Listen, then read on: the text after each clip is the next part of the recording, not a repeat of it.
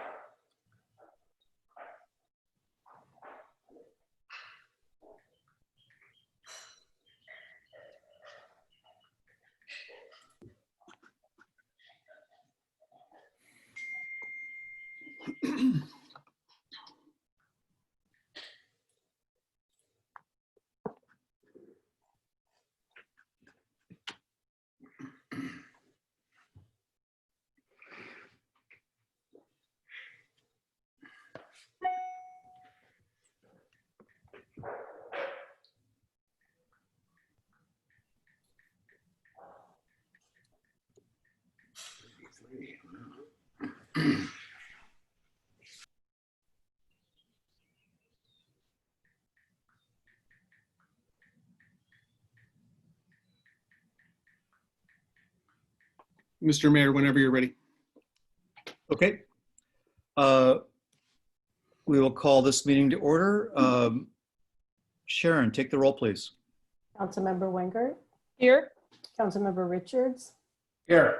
Councilmember Hughes, Here. Vice Mayor Derwin, Here. Mayor Alves. Here.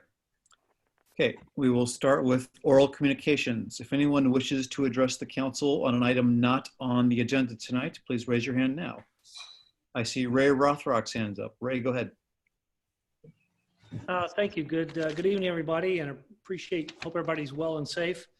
I just wanted to apprise everybody. I mentioned this to Jeremy a couple of days ago. You may recall in late December, we asked and the town authorized an improvement to our AM radio communication. We finally found time to install a new antenna system and relocate the antenna, and our communications is greatly improved. We've done some testing of late. Our range was about a mile and a half. Now we're up to 5 miles. I've done testing all the way up to Pony Tracks, way north to Emerald Lake Hills, Jefferson Station 19, all the way across Skyline, all in our Portola Valley area. So I didn't know if anybody was tracking all this, but it's been an interesting spring to work on it under this COVID situation. But I just wanted to report out that the EPC, Chris, Dale, and I have gotten it all squared away. We appreciate the support and the investment you made. We are a model station for the country. Thank you. That is awesome, Ray. Thank you for the update. And if I may, Mr. Mayor, I just want to second that. Ray and Chris and Dale and the rest of the team have just been doing yeoman's work related to the radio station. And we hope to have more to announce in the coming months about improving it even further. But I can't thank them enough. Great. Thank you, Ray. Bet. Any other public comments right now? Okay, seeing none, we'll move on to the consent agenda. Does anyone want to pull anything from this consent agenda? Okay, seeing none, I'll take a motion to approve the consent agenda. Move approval. Second.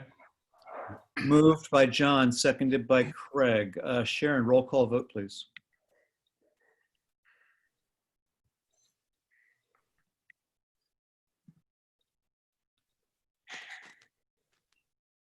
Sharon, you're muted. I did it again.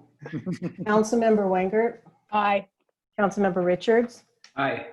Councilmember Hughes, Aye. Vice Mayor Derwin, Aye. Mayor Alves. Aye. Okay, the consent agenda is approved.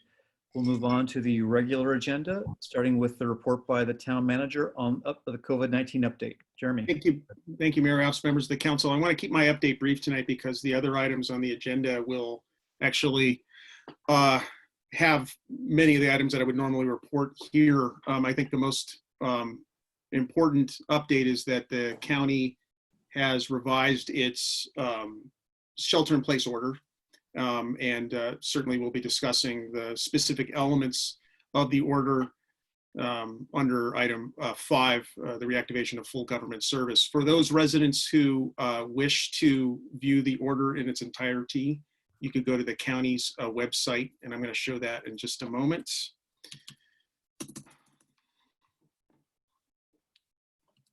Sorry. All right, let me bring that up for those who are able to see the screen. You should see County of San Mateo's page. On this page, a number of updates related to COVID.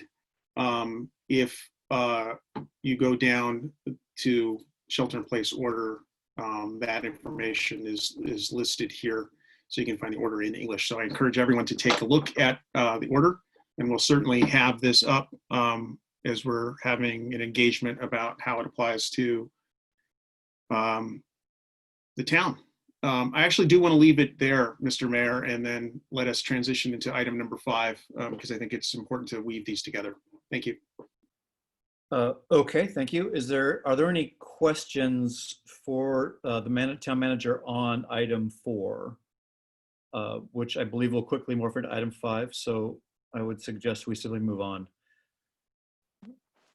No question. Okay, seeing none, let's go on to item 5. Jeremy, go ahead. All right, thank you.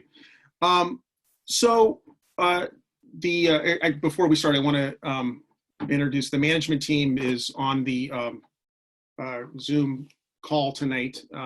So in alphabetical order, Brandy DeGarmo, assistant to the town manager, Cindy Rodas, the interim finance director, Howard Young, public works director, Laura Russell, planning and building director, and then Sharon, of course, our town clerk.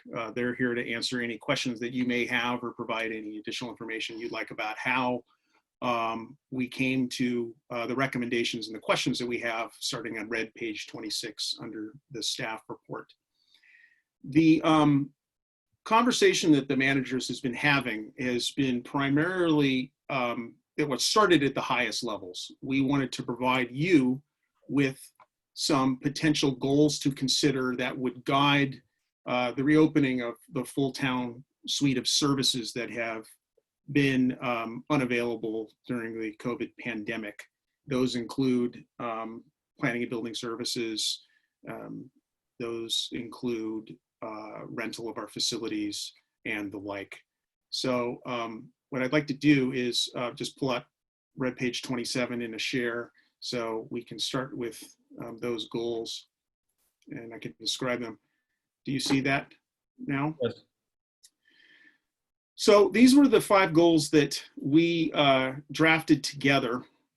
And I believe that you can see the theme here. We believe that the most important thing that we do in our jobs is to ensure that everyone is in the safest environment possible. So we listed that as a potential goal number 1.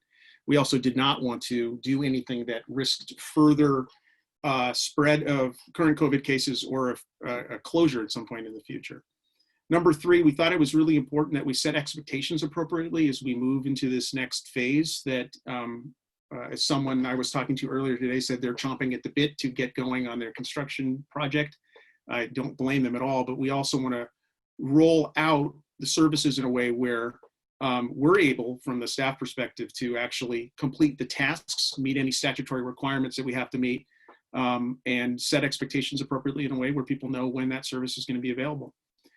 Number 4, we have learned a lot about technology. We have learned that we are able to provide high levels of service from a remote setting, and we want to continue that process because we believe that it also provides very efficient service for residents, particularly those who are used to having service provision in other cases online. And number 5 is as I spoke earlier, to setting the expectations in a way that everyone understands. So as I described here, the framework is what we believe was really important because the decisions that come out of that would always relay back to these goals in mind. There's certainly specific decisions that we thought the council may wanted to get into another level of detail, but we also believe that there were other types of decisions that the staff could make through my office that tied back into these goals. Let me stop the share. The aspect that I think gives us some pause is reopening town hall in a way that keeps everybody safe. And I wanted to point this out specifically in my presentation tonight because it would mean that it will look physically different. We do want to put in place some protective measures that would ensure that those who have frequent interactions with residents, visitors, and the like are feeling as safe as possible. We also are thinking about how to navigate when we do open a little bit more, like, a waiting space and the like. But this is important to us. As I've said in these meetings in the past, that I never want anyone on my team to feel as though the service they provide is done in an unsafe manner. And so I wanted to just share that. So below, there are a number of outstanding issues that all of these should, we hope to get some feedback from you. Some of these are going to be germane in a revision at some point later on. Let me go back to a share screen. The order that came through did make changes to the way that the town could consider construction, recreation, landscaping, and the like. But as we move down the road, if you will, there are other decisions that we have to make, and having this common framework will help us make those decisions in the best way possible. I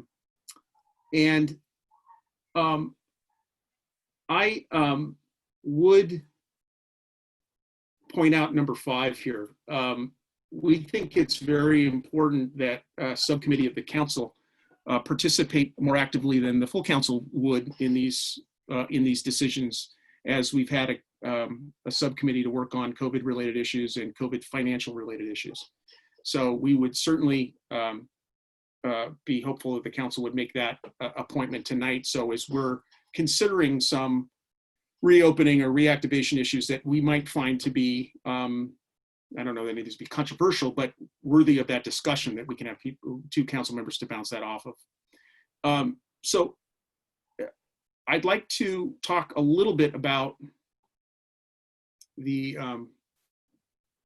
changes, the revision to the order, and just provide some context from where staff sits, if that's okay. The changes that have been proposed are certainly modest in nature, and I think that they still reflect the continued concern that we all have related to keeping the curve flat and reducing the risk of transmission.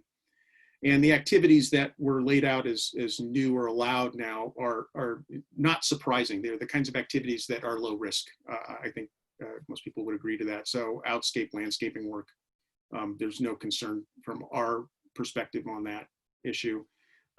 Construction, having talked with particularly Laura Russell over the last couple of weeks about when this day would come, we've had an experience in the last 6 weeks providing inspection services on an emergency basis, where we've got some idea of how to do that in a manner by which we believe our staff would feel comfortable, or consultants would feel comfortable, and also reserving the right for them to leave a situation where they're uncomfortable. It is worth noting that the order did have an appendix B, that contained approximately 4 pages of material to outline how a small construction project could be done safely. And I'd like to pull that up. I don't know if everyone had a chance to see that. You should see that Appendix B1 now. It's very thoughtful. That clearly there was an engagement with the health officials, and there's a lot that needs to be complied with here. And Jeremy? Yep. Sorry to interrupt. We're seeing, I think, a VPN connection or something. We're not seeing, No. or I'm not. I'm seeing a.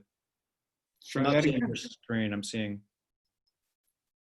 Sorry, was anyone else No, seeing? no, not at all. I was saying the same. Jeff. How about now? Yeah, none of us. There saw it is. Okay, there it is. Sorry about that.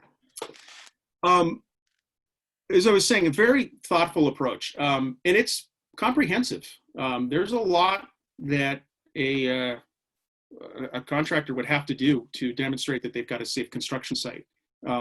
So we fully endorse this. What I'd like to propose for conversation this evening is that in light of the goals that we've laid out, should the council wish to adopt them as part of our process for reactivation, that we consider some phasing of the suite of full construction related permitting and the like, just to make sure that we're not overwhelmed at the very start of reopening. Particularly late in a process. If you are at the end of your building process and you spend a number of years rebuilding a home or building a new home, you want to get in. You want your final, you want your TCO, and that's when I think people rightfully get the most impatient about our own process, and we want to not necessarily jump in with both feet on Monday, accepting all manner of construction, because I don't know that we could keep up with our small staff. So I think we want to talk through that a little bit. And again, Laura's available and myself to talk about that. So very thoughtful here. Then I think the final issue is to acknowledge that the order contained an expansion of the distance one could travel for recreational purposes from 5 to 10 miles. This has been in many ways the most challenging aspect of the order for cities that provide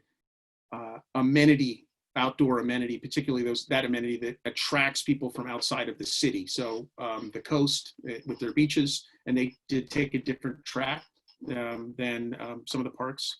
But we all acknowledged at one point that that not having some facilities open put pressure on other facilities, and that's why the conversation with MROSD concluded with the temporary closure of Windy Hill. At this point, with our recommendation to them to close the facility, we believe that it is appropriate to work with them, and I know they're very interested in reopening, and to allow that to move forward. In that, our concern wasn't risk of transmission on the trails. Our concern was the impact of more people than our small community can handle from a parking perspective, and particularly early on, any runs on the stores and the parking areas where people were gathering. I had interactions with folks who had driven very far to come to our parks, to come to the open space before it closed. I know the sheriff's office did and my staff did. And at this point, I think that we've gotten over that hump, if you will. We've reached a point where a smart reopening of all of the open space and park facilities in the way that it's being proposed. The county's proposing 14 reopenings of its trails. And I understand that Dr. Morrow is agreed and is comfortable with MROSD opening its facilities in San Mateo County full time, that we would be supportive of that occurring.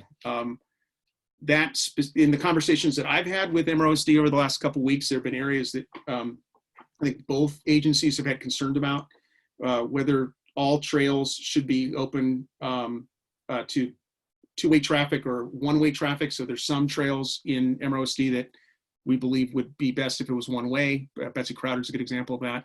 Certainly its proximity to the Sequoias gives us some pause, and I know this MROSD is reaching out directly to the Sequoias to talk about that, but we've discussed some signage to discourage people from entering the private property. The other issue that MROSD has talked with other partner agencies, other municipalities, is keeping parking restrictions in place. So in our case, we've had parking restrictions on Alpine, Portola, and Willowbrook, and that helps reduce the number of people who may come, and helps them help control the issues that are ancillary that spin out of people visiting. And I think that was their recommendation. I hadn't come up with one just yet, and that felt very smart to me. I certainly don't have any issue with Windy Hill opening at this point, in conjunction with the other facilities opening throughout the county and the like.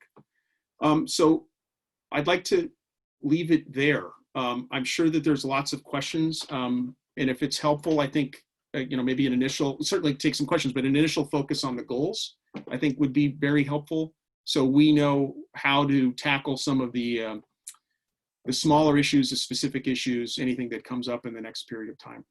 Thank you. Thank you, Jeremy. So yeah, let's start with just a council discussion on those goals. Anne, you have your hands up. Go ahead. Here.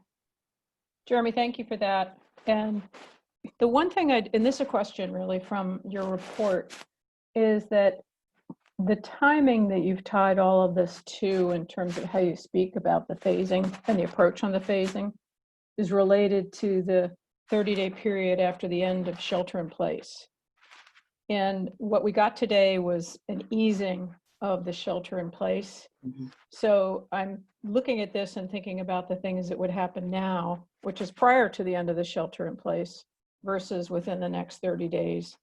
Because certainly a number of these areas, I think, will be reactivating even if it's remotely. Because clearly what we're saying is we're not opening the office until after the shelter in place is lifted, at least as I read this. And just to confirm, and then that's fine. And I agree with that because it's clearly a different environment and we have to do put a lot of thought into how we do that. But then there's a series of things that I think will happen during this period that I think we should be pretty clear about how those will operate.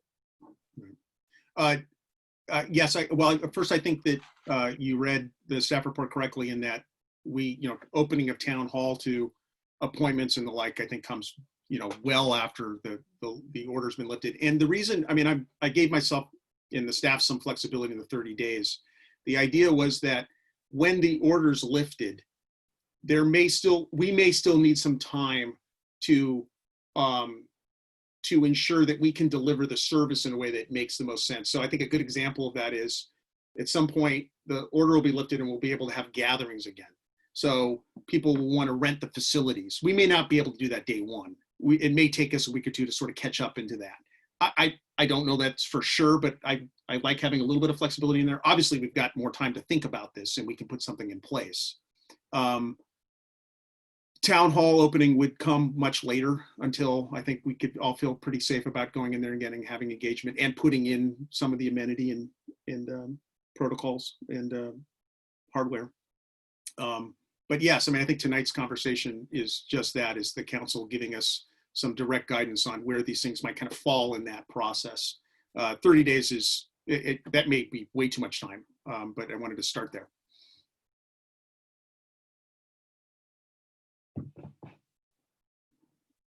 Greg, go ahead. Jeremy, did staff, I guess the announcement from the governor only came in the last few days, but have you looked from the point of view of the governor's view of kind of the staged reopening? I think shelter in place in some form may actually be with us for quite a while. Different bits of activity will kind of restart at different times as we kind of slowly unwind this thing. At least per the governor's plan. And so thinking about the different activities that we do from the point of view of, what is similar to, say, a retail store activity? What is similar to office activity? What is similar to soccer stadium activity, right? I think that if you look to the sort of parallels, what activities are most parallel to that we do, that may help guide kind of a timeline or when we can expect, orders to start allowing for certain types of activities. So it's some town hall activities, people walking up to the counter without an appointment, that sort of thing, I would consider more like kind of a retail store kind of a thing. And I think the guidelines there are probably going to be more, curbside pickup. And so figuring out what our version of curbside pickup might be. There are other functions where the things that we do at town hall that might be more like office activities, where, it might be useful to be in the same room as opposed to having a Zoom call with someone, but it's not necessarily, things that are open to the general public or people can just walk up and say, hey, I'd like a meeting. But if it's a more planned, by appointment kind of activity, that might be able to reopen sooner, and not require that we have a full set of protocols for everything we do in place, but to kind of stage it based on those types of activities and thinking about, what in the real world our activities kind of parallel. Yeah, I mean, I think the front desk area, the reception area, feels like small retail to me. So there's going to be obviously things that we're going to see that we can use and implement, as long as we continue to feel like that they're appropriate and create the safest environment possible. The office space, we're in many ways really fortunate that our office space is sort of low density. Even though it's full right now, we have some space in there. I think Laura and I've had this conversation quite a few times, but just part of it is just getting used to being back in there and having the engagement and making sure that we can social distance ourselves, and what's the level of comfort around, we're going to have to wear masks at some point when we're in there, I suspect. The other major area would be the use of our facilities for large gatherings or for league games. I think going backwards, once the health officer says that they're allowing the league, and gatherings that relate to sport to happen, I think there's no reason to not move forward on that. But it is, I'll give you an example. One thing we've discussed is if we phase out of it the way we sort of phase into it, which is they create larger and larger groups of people that can use a facility. And let's say at some point they say 50 people can use a facility. I think the council should decide whether they're comfortable with that or not. I mean, I think it's reasonable to have a different standard. I mean, we went into this being a little more restrictive on a variety of fronts. But as I said in the staff report, I'd like to, as much as possible and as much as it works for our own community, follow the health officer in that guidance. And I think that there's a lot of things that we can use, particularly for small retail, that will be applicable to us. I hope that answers your question. Yep. And the other question I had is with respect to kind of cleaning and protocols for wiping things down and all that stuff. Have we talked with our cleaning folks to see if they have thoughts or ideas or protocols that they've developed elsewhere, or how much time it would take, for example, to do more thorough cleaning of restrooms or whatever else, or is that still sort of to be investigated? For me, it's more of a question of what level we can actually practically provide. There are we've in some ways actually increased some of the janitorial, even though we're all ready to see how that works. Janitorial is always a little tricky because the people that are your janitors change over time, and the service levels can change. So simply buying service doesn't always equate to more or better. The conversation that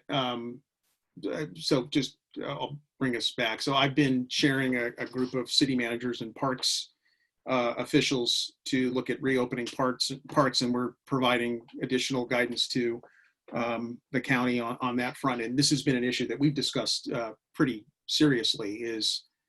Is there any level of cleaning that we can do that's enough? One, from a people power standpoint, and secondly, literally the cost of buying the supplies.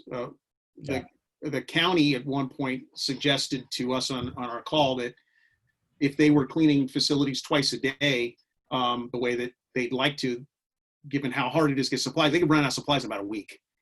So I don't think it's realistic there's going to be an expectation we have to set with the community, and we have to remind people in those facilities, bathrooms, I think are in particular, because I think that can get phased in, not at the end, but not at the beginning, somewhere in the middle, that the bathrooms, although we'll clean them, that people should consider how often they're cleaned and that they're a public facility before they go in and use them. Benches are the same thing. So we've been talking to our risk insurance pool folks, and they've given us some really great guidance that they've developed. So that's signage, some additional hardware, some, more hand sanitizers if we can get those.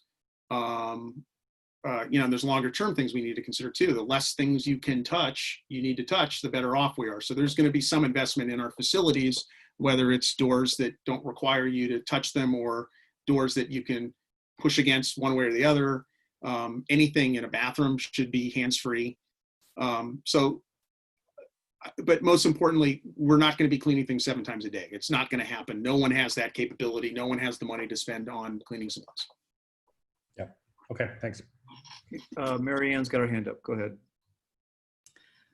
So Jeremy, you're in contact with all the other city managers in the county. What are other people doing with regard to their city halls?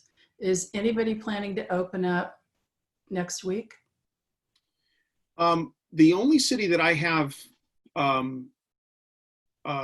specific information for is Woodside. Woodside put out some information a little earlier, and it looks like that they will, it doesn't look like it's immediate, but that they will start considering limited appointments. And my staff right now, I don't think we're comfortable with that at this point, without, putting in some additional protections. Tomorrow is city manager's call, so I think we're all going to be reacting to this and talking about what that looks like for each of us. Everybody closed down. I don't know of any city halls that are open.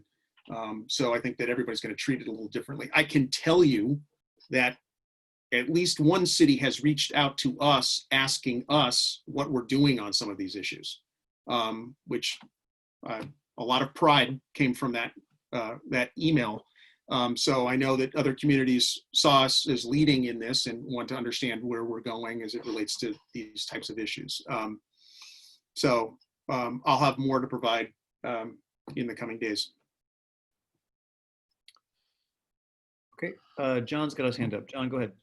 Yeah, just Jeremy, if you could, do you have a feel for the level of comfort in the staff at this point for when they might feel comfortable going back into the office?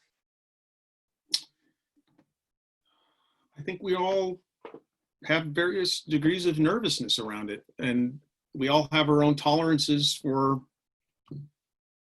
these situations. We in the last couple of years, we have focused a lot on wellness, in that if someone is sick, we want them to get better, but we don't want to get sick either. So we've got a culture where we force people to go home if they're not feeling well. We don't want them to be there. I know that there are going to be activities, particularly out of construction. I was speaking to finals Tcos, where staff is going to have to be on site for a period of time. There's nervous energy around that.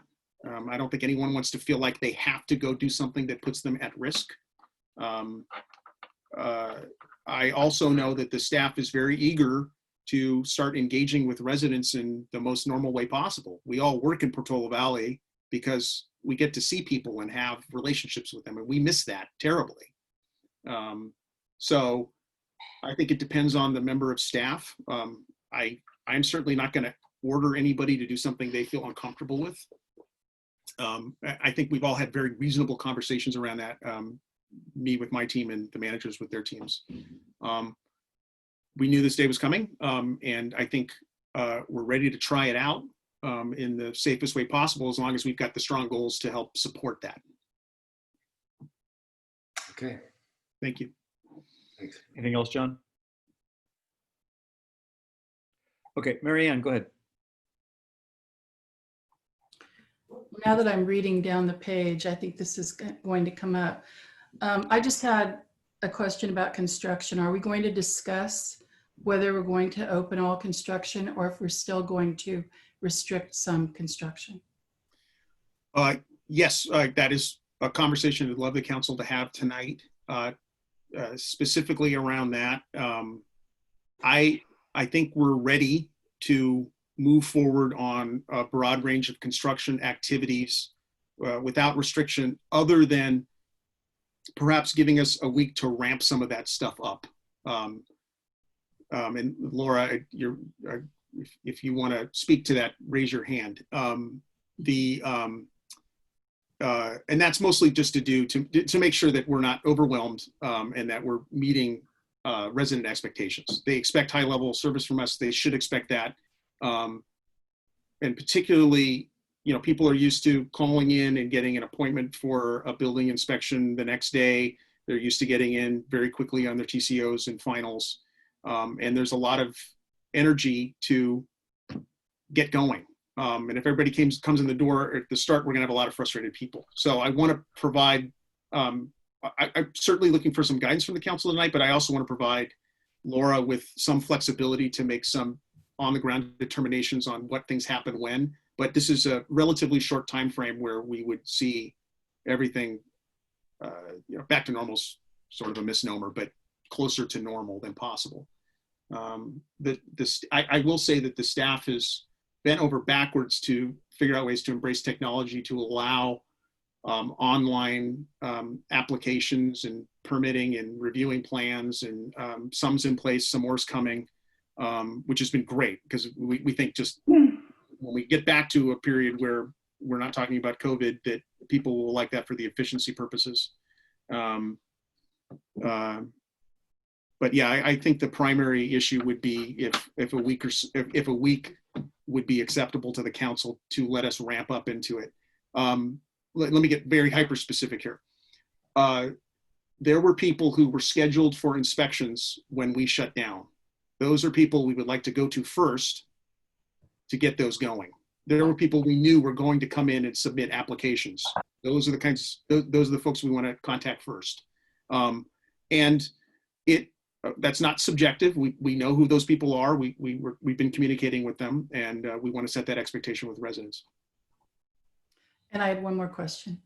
You and I had a conversation late this afternoon about the order and recreational activities and fields, because I was confused.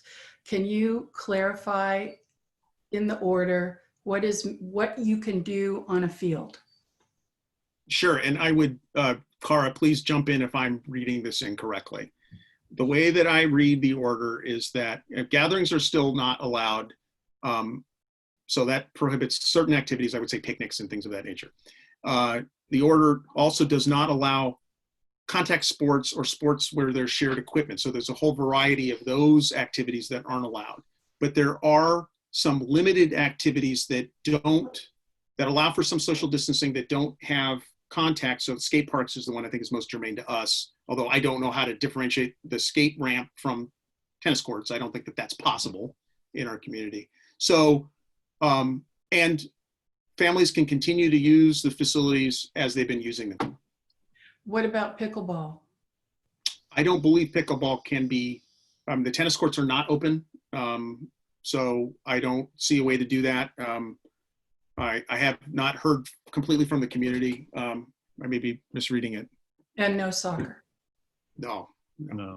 There's a question from the public on this about can Alpine Hills Club open its pool for lap swimming, assuming that we can maintain social distancing with one swimmer every other lane, no shared equipment, and keeping locker rooms closed. Low risk outdoor activity and a private club can adhere to the recommendations. I don't know if we want to answer that or refer to the county hotline to ask the question.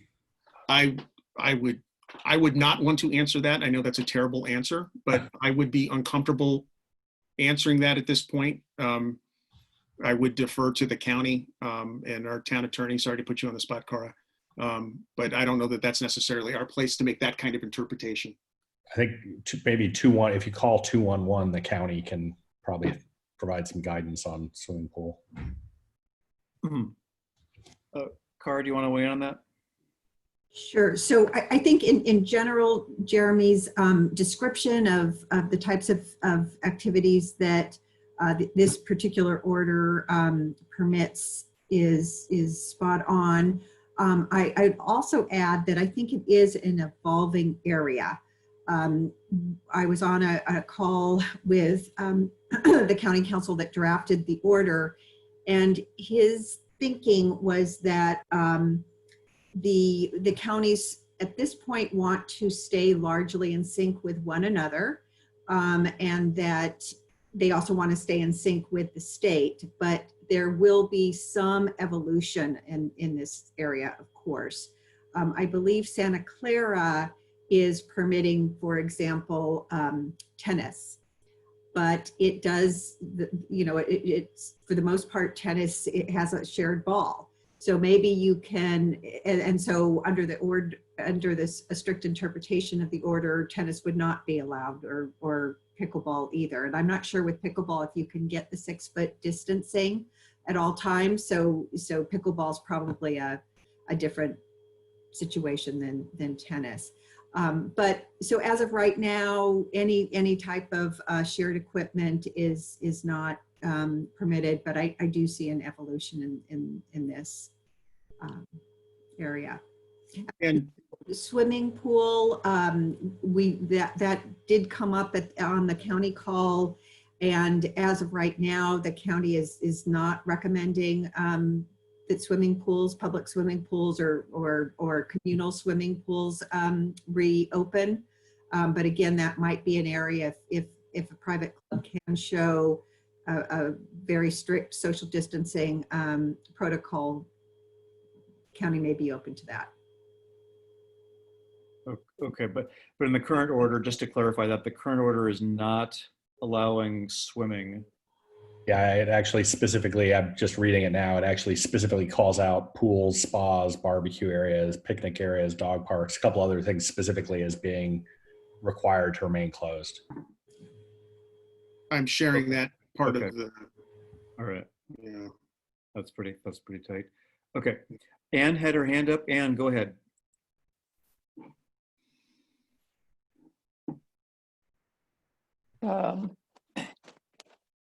The question I had to do with, do you know, Jeremy, whether the state parks are reopening? I know the county parks, just to confirm, are reopening entirely. Are the state parks also opening? I'm sorry. I will look to see if I have any news. I'm not sure. I'll look as we're talking here. At the county parks, it's a phased opening approach. They're having 4 phases. The first parks to open are those that don't encourage gathering spaces. So it's trail systems are reopening. So that's why I was comfortable suggesting tonight that Windy Hill could open. And then they'll, over time, based on reaching certain thresholds and working with the health officer, will open further facilities and infrastructure within the facilities. So bathrooms don't immediately get open necessarily. And let me look to see if there's anything on state parks here. Yeah, because I think the reason I'm asking the question is going to be germane to how much demand we get. Not that I'm suggesting we don't open Windy Hill, but my guess is that they are not opening the state parks yet, which, there's a number of them on the coast in particular. And if the county parks on the coast are also not opening, meaning the coast, and with the 10-mile restriction as well, you're going to have, the clear intention is to keep people off the coast, which of course will shift back some of the burden to those that are now open. And I'm, again, not opining whether we should or shouldn't open, but just making sure we understand sort of the level of use we could expect based on what's going to be available once the order goes into effect. I mean, I certainly think that the use will be up. It'll be closer to what a busy weekend looks like than otherwise. I do think also as the order does allow certain businesses to begin opening, so theoretically more people will be working and not using facilities. And then in conjunction with that, obviously, parking restrictions I think can help to some extent. I don't see anything immediately about state parks. I know the state beaches were closed, and that Half Moon Bay and Pacifica were following suit because they cannot. They certainly could not manage 5 miles. I'm sure 10 miles will be difficult too. I know that over the weekend, Pacifica had something like 900 unique interactions with those who visiting the beaches, and 600 of them were from more than 5 miles away. The state parks website appears to be down. So I guess everyone's asking that question. I'm actually on it. It's working for Are me. you on it? Oh, mine's been crashed. Yeah, good for you. Yeah, I think in the county, the only state park that is closed that is not a beach is the Portola Redwood State Park. And there's no state park closed in Santa Clara County. Santa Cruz County, it's all beaches. Oh, Big Basin, which goes uphill from the beach. So it looks like it's mostly beaches and that are closed, and I think a lot of state parks are actually technically open. Okay, Anne, did you have other questions? Okay. So I see one hand up, David Cardinal, and then we have a few questions. David, go ahead and ask your question. Just tell me if your question is redundant with what I see a question from you on the Q&A list also, but Sure, it's the same thing. Basically, just that information. The USTA has said that they're suggesting a way to play tennis and maybe pickleball, although the distances are smaller, where each player has their own can of balls and only returns the balls to the other player with their racket or foot. Now, that sounds a little weird to me, but I just wanted to throw it out there since the topic came up. yes, thank you. I'm seeing a comment also related to that from Eric at Alpine Hills saying you can play tennis without sharing balls, and that Alpine Hills is planning to do that. Eric, do you want to comment on that? Hold on just a second, Eric. All right, go ahead. You're gonna have to unmute at your end, Eric.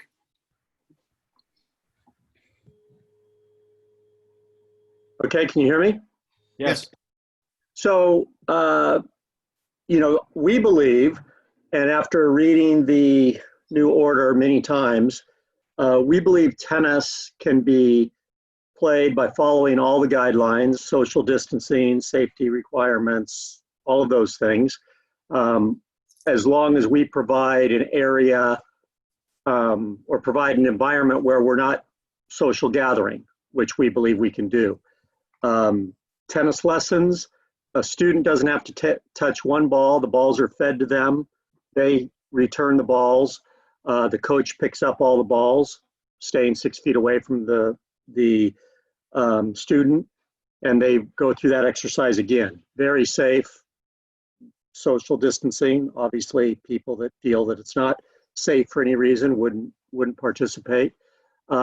Tennis singles, again, you're 78 feet, or if you take half a court, 60 feet away from somebody almost at all times. If you don't cross the net at the same side, you don't shake hands. We don't provide water and towels where people potentially can have germs. We have rules about the benches and wiping down. We have supplies, all of those things. You can do that very safely. Also, in a club environment, we would allow families to play. So whether it would be pickleball or tennis, if it was a family singles or doubles, there's no safety issue at all, in our opinion. And then if it was couples doubles, let's say, where my wife and I are playing another couple, and we stay on our sides of the net, and we switch sides on opposite sides, and we stay that 60 feet apart, seems very, very safe. And there's nothing in the guidelines that make me think that we don't fall into those outdoor activities. So that's what we're planning to do. I think there's a pool question, and unfortunately, I think the order is written with a pool plunge or a public pool in mind, where you envision, 100 kids on the deck of a pool all running and jumping in the pool. We have no desire to do that, but to allow one person to reserve a lane and swim, and with a variety of other safety rules, it seems very safe to me now. We don't plan to go there initially because of the way the order is written, but I personally feel the order is written there because they haven't taken into account the way some pools are used. But that will, I'm sure that will be addressed down the road. But I can tell you, many, many clubs are anxious to get their people to the pool and feel it's safe. Agreed. Eric, while you're on, there was one other question in the Q&A section, and it's outdoor exercise classes 6 feet apart. Is that something you guys have thought about?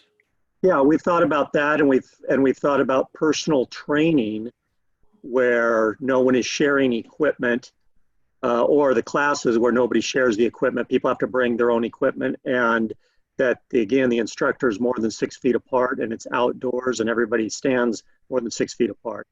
That's something that our board and myself are going to have to vet. That is definitely a little bit more into the gray area than tennis, and potentially a little less in the gray area than the pool as it's written in the order. But it's something we are thinking about. Okay, thank you. Okay, I see 3 questions remaining. 2 are construction and 1 is landscape contracting. Jeremy, I'm looking at this question about landscape contracting, and my understanding is that landscaping is now allowed under this new version of the order. Or Kara's nodding her head. Somebody answer me. Yes. It is. It's allowed. Okay. And construction, I think we're ready to talk about, or we're almost ready to talk about, but I will defer to Jeremy if there's anything else you wanted to bring up before we get there. No, I have nothing further. Okay. Okay. Construction. Does anybody want to offer up thoughts on that? Anne, go ahead, and then John. I saw John's hand up. Yeah, I think that this is one that is got so many dimensions to it, and I think the Exhibit B, I think, is very clear. Construction in general. Yeah, in construction in general, and I think it's going to require anybody who's considering or working on a project, working with their team, whoever's in place and either in process, and obviously it would be in process, is going to be spending a lot of time making sure that all parties are comfortable before they'd resume. And the one thing I think, and obviously full disclosure, that's me on 2 major projects, one out, which is going to be much easier, and one in, which is going to have more complications as a result. But the one thing I would encourage us not to do is to hold this up. I think we can set the expectations for the staff of what they can expect in the first week. And I don't think anybody in the community would be surprised that they may not get the inspections in a day or 2 days, or they may have a delay in some portion of the process. But for many of us that were mothballed so quickly, and we jumped on that faster than others did, and we were very successful, I think, in doing that. But I think that in reopening, if there is a reason to start, and there are lots of reasons, but to get, number one, the workers back to work, that's a huge issue. And we know that there's been a lot of research to already show how it's affected different communities differently, and a lot of the workers have really been impacted financially in other ways as well. So I think that the onus on all of the homeowners and residents in our town who have construction projects underway is going to be very, very significant to make sure that we are reopening in a way that is safe for everybody, not only for the teams coming in, but for the residents ourselves. And so I'm comfortable that anybody who's ready to go on Monday, I wouldn't want to delay them from being able to do that unless there's a reason. And I recognize that staff may not have been anticipating, but it's not, again, I don't think there's going to be a huge, well, there are going to be finals and other things that you would be at the top of your list. And I agree with your priority list. Whatever was in process when we put the hammer down should be the first on the list for all of you to deal with. But again, I would encourage us to move that one forward in town. Thank you. So as you're talking, it occurs to me there's a few different categories of or elements of that I think we kind of take apart. I mean, ongoing projects, I think, in terms of something that has a permit that was mothballed, I think we're okay. I'm okay having those go forward. And then there's the question of inspections on sites. And I mean, that's a different question, because that's do we sort of, obviously there has to be that the standards, the practices have to be in place for our employees to go in and inspect. And then to me, there's the, the new applications, and then there's the planning, and I'm really thinking is about, a typical ASCC meeting, which takes place somewhere on site with a group. And I guess that's probably my single biggest question is, can we do those safely? Everything else feels like, I think everything else can move forward as long as the protocols are in place. That the ASCC thing, or well, any site visit, any group site visit, like an ASCC or planning site visit, feels like a more complicated thing.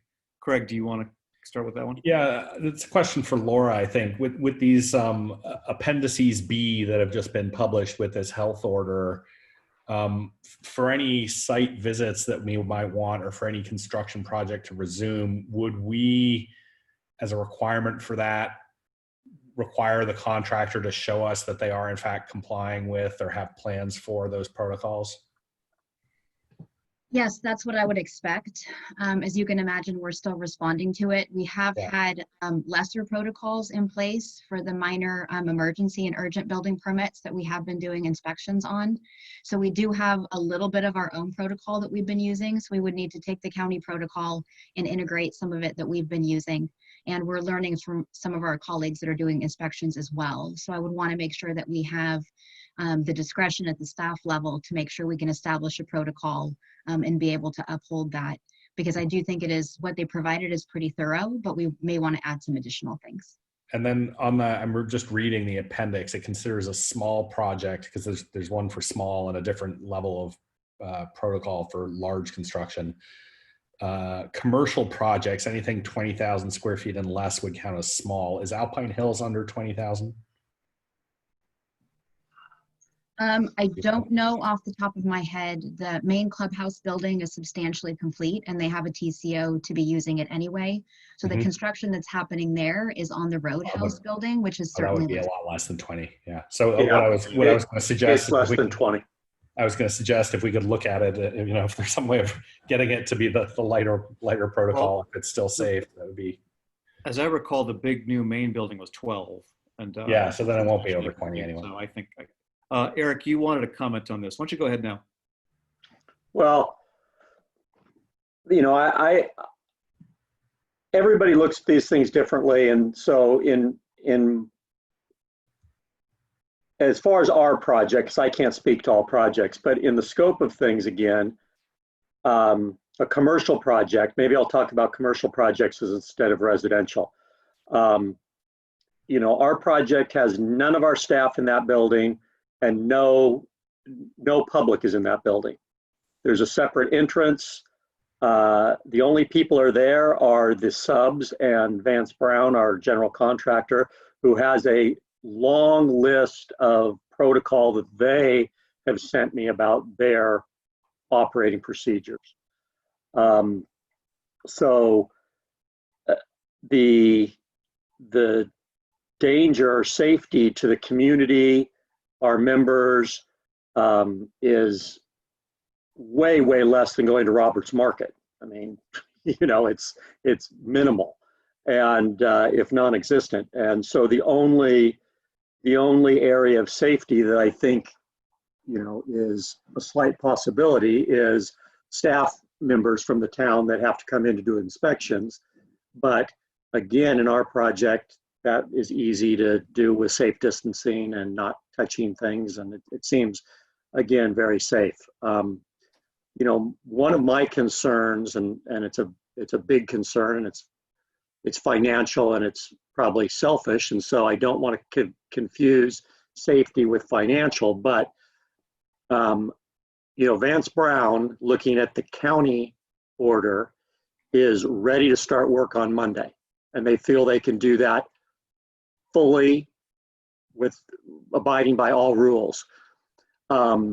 Because it is a commercial contract, if they are able to work and we do not allow them to work, there are general conditions that kick in, I'm assuming, and someone has to pay for those general conditions. If we are unable to work because of what the town determines, which would be stricter than the county, which is the way I read that, it would take precedent. But Vance Brown is ready and able to work, I can see it getting ugly. To me, I don't know how else to say that. I'm not saying it would, but I know that everybody that's in business has some financial impact that they're dealing with. And so, I'm just, again, selfish in my recommendation. And looking at the safety and looking at the guidance, I can't see why we wouldn't move forward. Now, I understand about, the permitting or the inspections, and that might take an extra day or so, or things like that. Totally understandable. I think everybody would be willing to work through that process. But to delay and not start on Monday, which I know Vance Brown they're lining up their subs to start on Monday, will be something that we'll personally have to deal with. Okay. Thank you. Okay, I have a question. Chris Romero's asking about video inspections, and if my impression is that we've done some video inspections, and we're kind of gearing up to do that. Is that accurate, Laura or Jeremy? We actually have one scheduled for tomorrow, but it's for a very small project. We're doing it in the case where the residents are living in the home. And so we wanted to not combine 3 different groups of people, the residents, the contractor, and our inspector. Our colleagues in other places are having mixed results with their virtual inspections. We have 2 obstacles really for us to be able to do them, I think, successfully. One is that we don't have electronic versions of all of our plans, so the inspectors can't review the plans in advance. So that is a challenge, which is really helpful for virtual inspections. And then because sometimes our cell coverage is not as good as some places, it may be challenging to do inspections over FaceTime or Skype in all of our locations. But I think it is possible we could do more in the future, and I'm working with our inspection firm to be able to do more. Okay. At the same time, it sounds like we're ready to do on-site inspections, but I think we just need to make it very clear with the, applicants or the builders that that they need to meet all of our criteria, and they need to show us they're meeting our criteria to be able to have an on-site inspection. Yes, we would expect them to meet all of our criteria. We would reserve the right to leave a site if we see anything that does not appear to meet the criteria. They are prepared at the firm that we use, CSG. They have developed their internal protocols and have been doing inspections all over the state in places that didn't have as strict of an order as we have had. So they have had an opportunity to develop their protocols. I would differentiate a little bit between the building inspector, who has more kind of experience with abiding by safety protocols, than those of us that are planners will also have to go out into the field for things like TCO inspections and final inspections. Yeah. And so we don't have the same level of training and experience in some of those on-site protocols. So we do have a little bit of work to do before we can send planners out into the field to do inspections. Thank you. Okay. I don't see any other questions right now. Oh, sorry, John. John's got his hand up. Go ahead, John. Yeah, I just wanted to weigh in on the general comments that Ann had made earlier, and I think she's absolutely correct that we need to go ahead, move ahead, and get construction back up. But a couple of things occur to me. I don't know if there is any guidance in the county order regarding the fact that most contractors, subcontractors will probably come in from wherever outside, possibly outside the county or down in the other rest of the lower parts of the county. They'll probably come in small trucks, 2 or 3 at a time. This is something that at least the homeowners who are involved in this will want to know, and they have to be aware of.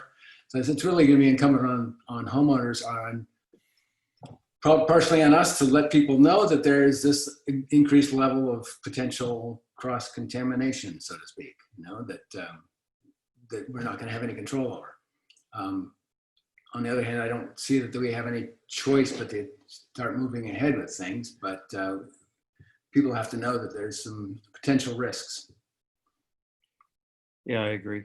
And that of course goes for all of the people in Laura's team, and we have to get out into the field at the same time with these people are moving around these construction sites, some of which are pretty cramped, and I know a few are going to have good open spaces.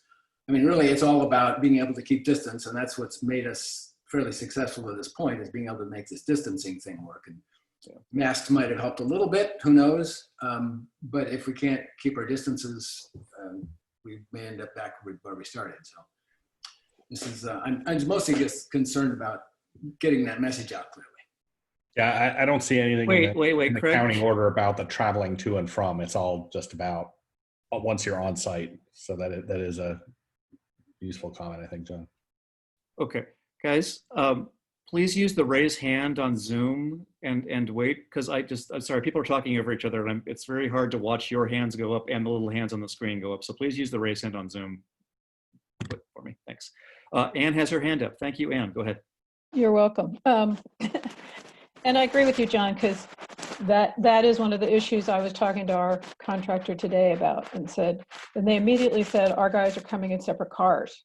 So there will be an impact because there will be more cars, and there's only 2 coming, but they'll come in 2 different cars. So as opposed to before, they would come in one. But I agree with that comment about just understanding that it will introduce a new level. But I did have a question for Laura, and it was triggered by something you said about when is the staff required to go out on a physical inspection? I know they are for final. And the question is, when else in the process? I mean, clearly what you mentioned earlier, Jeff, and I think your way of thinking about it was very good in terms of there's different levels of activity, and we clearly aren't going to be having big ASCC Planning Commission on-site inspections probably anytime soon for a new project or a remodel. But in terms of where things are now, in your mind, and I think what I was hearing you saying is that our CSG, who obviously has been working through the COVID and is familiar with the town and has been doing some inspections, which is great. So they do have the protocols in place. It sounds like you're looking for at least that week's time period from the staff's perspective to be able to come up to speed with what those are that you would be comfortable with as well once some of the staff starts going to the field. And so I'm just wanting to understand how you think of what that process would look like for you and your staff. Well, I think important to differentiate that construction can start before we're fully ramped up for inspections, if that's what the council wants to do. And so we want to separate those 2 things in the way that we're thinking about them. Okay. And so for building permit inspections, what I would recommend is that we make sure that we've got all of our emergency and urgent building permits covered, that we've got the Sequoias covered and everything that we've issued during this time. So I want to keep the first week very open in terms of inspections. And then perhaps in the second week, we could start to do more routine inspections and sort of fill out a regular inspection schedule. So that's on the building side. On the planning side, my team still needs to do some work around everything we could do remotely. We have not completely fleshed that out yet. For example, we do typically in-progress inspections for lighting. So we'll go around and check where all of the lighting fixtures are going to be installed and make sure those are in the right place. That might be something that we could do over FaceTime or over Skype. But most of the time we're going to go out for a final, or we're going to have to go out for a TCO to make sure all of the ASCC conditions of approval have been met. But we are thinking about ways that we could at least do some of that from the office. And if there's very simple projects, there may be cases where we don't have to go out. I would think that planning, we need at least a week to think through, exactly what we can do and not do. And so what we'd be hoping is that the council could provide us some direction so that we could phase in TCOs and final inspections in particular, because that's a time in the project where there's a lot of pressure on the contractors to finish, and especially now since they haven't been working. And so I am concerned we'll get a number of those requests at once while we're still developing the protocols to be able to complete them. Can I follow up with that? It's basically the same. Sorry, Jeff, I didn't mean to jump, but Okay. the second question to Laura, how many projects do we have underway now that would be in that category where they were very close to final or TCO inspections required before they could move ahead? I mean, just to get an idea of what volume of things you're looking at. I think people that are very close to final or TCO is probably around 5, which doesn't sound like a lot, but finaling a project or doing a TCO is very time intensive, and we don't have those procedures yet to do those electronically. Thank you. Just to follow up on the point about what, a week or so to get up to speed on inspections. It sounds like we're saying that we could be comfortable allowing construction to start on Monday as long as people understand they're not going to be able to get their inspections for a week longer after that. Do I have that right? That's accurate, yeah. Okay. A couple other questions have come up. Michael Katz is asking, is outside house painting allowed? My understanding is that yes, it is. Okay. Chris Romero is asking, he wants a copy of CSG's protocol. I think I will leave Chris and Laura to connect directly about that. Eric has offered a comment. Eric Quaid from Alpine Hills has offered a comment just that Vance Brown is also not allowing carpooling on their projects. So just to talk about what Ann was discovering. Judith is asking, with gardeners, can we try to restrict gardening or landscaping to a single household or from people from one household? Jeremy, go ahead. And I apologize to the council. As the host, I do not have the option to raise my hand electronically, so I'll be doing this. My apologies. I told him it was okay. Very candidly, enforcement on landscaping issues is impossible. I think anybody who lives in Portola Valley knows that there wasn't enforcement going on because you can't do it. I think it would be, we can certainly provide guidance, but I don't think there should be any expectation to provide guidance that there will be any reasonable or measurable amount of enforcement at all. I think that's just the truth. That said, you should encourage your landscaping people to be careful and possibly not carpool. So the point of the comment is well taken. We have one last comment in Q&A, and it is a compliment to Jeremy and the staff on a very good job. Judith, yes, I understand you're asking to suggest not restrict. Got it. With those two answered for now, I don't see any other comments or hands up at the moment. We are accepting the report. Oh, okay, so we are accepting the report. We are considering whether we're going to add any restrictions to this, which it doesn't sound like we are, with the caveat that we're going to give staff time to sort of get up to speed on inspections. And we have the question of the subcommittee. Jeremy, go ahead. And I would highly recommend this. It would mean a lot to me and the rest of the staff to have 2 council members, as we depended on Ann and Craig for the financial issues and the mayor and the vice mayor for broader issues to run ideas by as these things happen. We may not have the ability to have a special meeting, or they might be issues that really don't rise to the level of council decision making, but do require us to have some input. Ann, go ahead. With that in mind, I think that certainly Councilmember Richards would be someone I would recommend for that committee. He's got a unique set of qualifications for it. And beyond that, I think it's a matter of which of the other 4 of us would want to raise your hand. That's fine. That's be glad to. I was kind of assuming I'd be on the subcommittee, just being mayor. I don't have to be. I mean, if someone else wants to, given the number of communications that come between me and Jeremy, I probably makes sense for me to be on the subcommittee, but I will be happy to hear your comments on that. Yeah, I suspect as mayor, if you weren't on the subcommittee, you'd be kind of in chain meetings anyway. And so just prefer, probably a good idea to have you on the I think it's a great idea too. Yeah. So I need a motion to name me and John as the subcommittee. So moved. Second. Moved and seconded Craig. Sharon, can you do a roll call vote for us, please?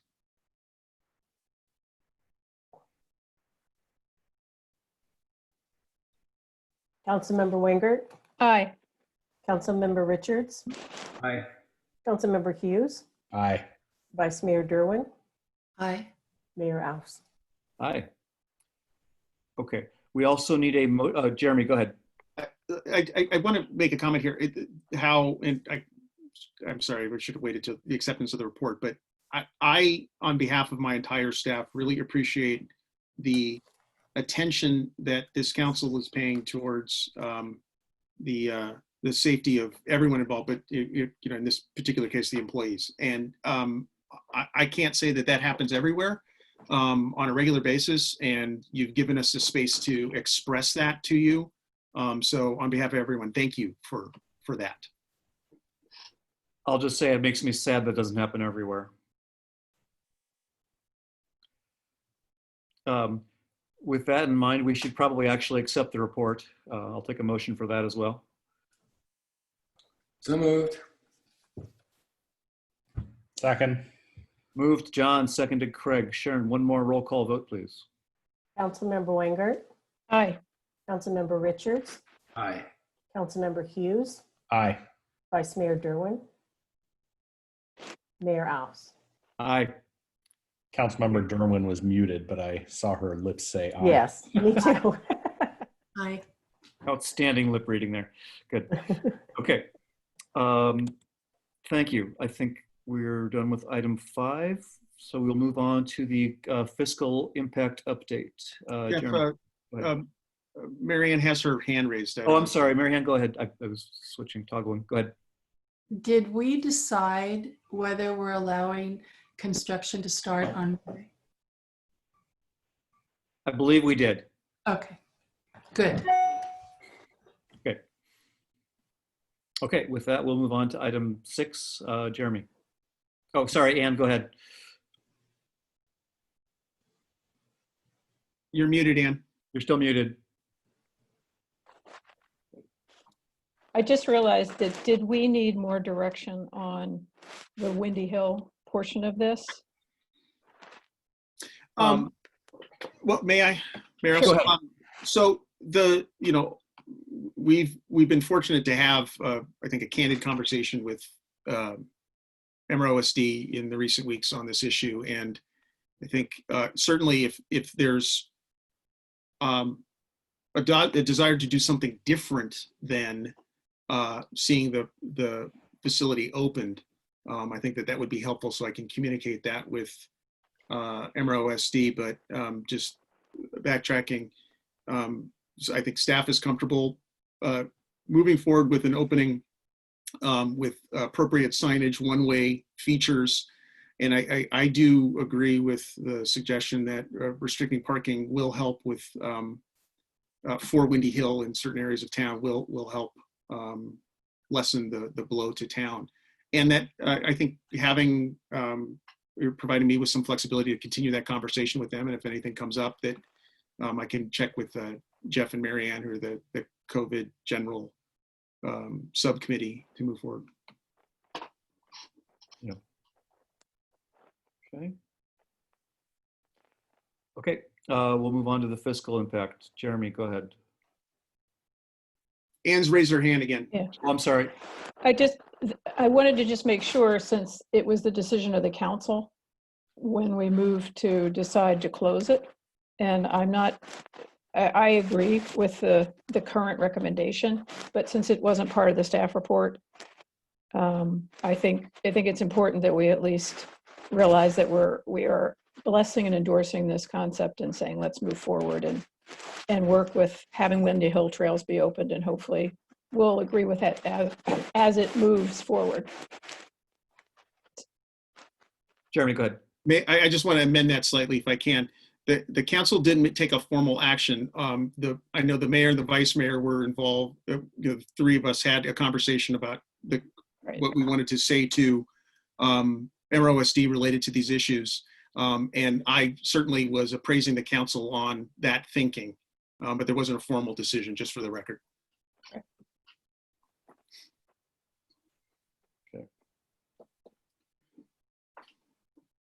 Okay, we'll move on to the fiscal impact.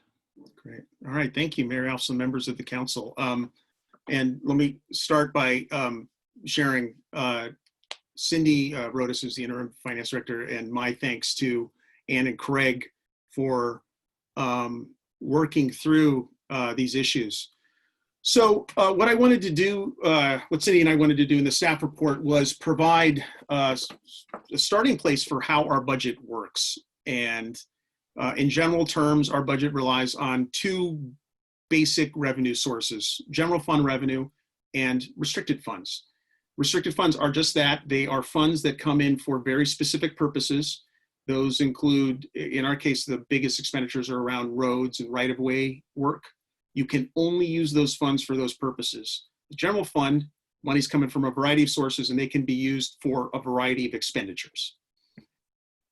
The city, the town relies on property taxes. That is by far our most important revenue source. Approximately half of our operational budget is supported by property taxes. This year we budgeted $2.7 million. The next largest resource is permits and fees from permitting land use work. It's about $883,000. The utility users tax and franchise fees, these are both generated from the use of water and power. They generate in total close to $1 million. And then sales tax, number 5, is $217,000. That'll be important in just a moment. And I also detail in the report some of the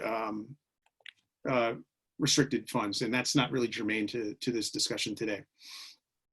Expenditures, we expend our resources primarily on salaries and benefits. That makes sense. We are the smallest staffed town in San Mateo County with 15 FTEs, and that's about $2.5 million this year.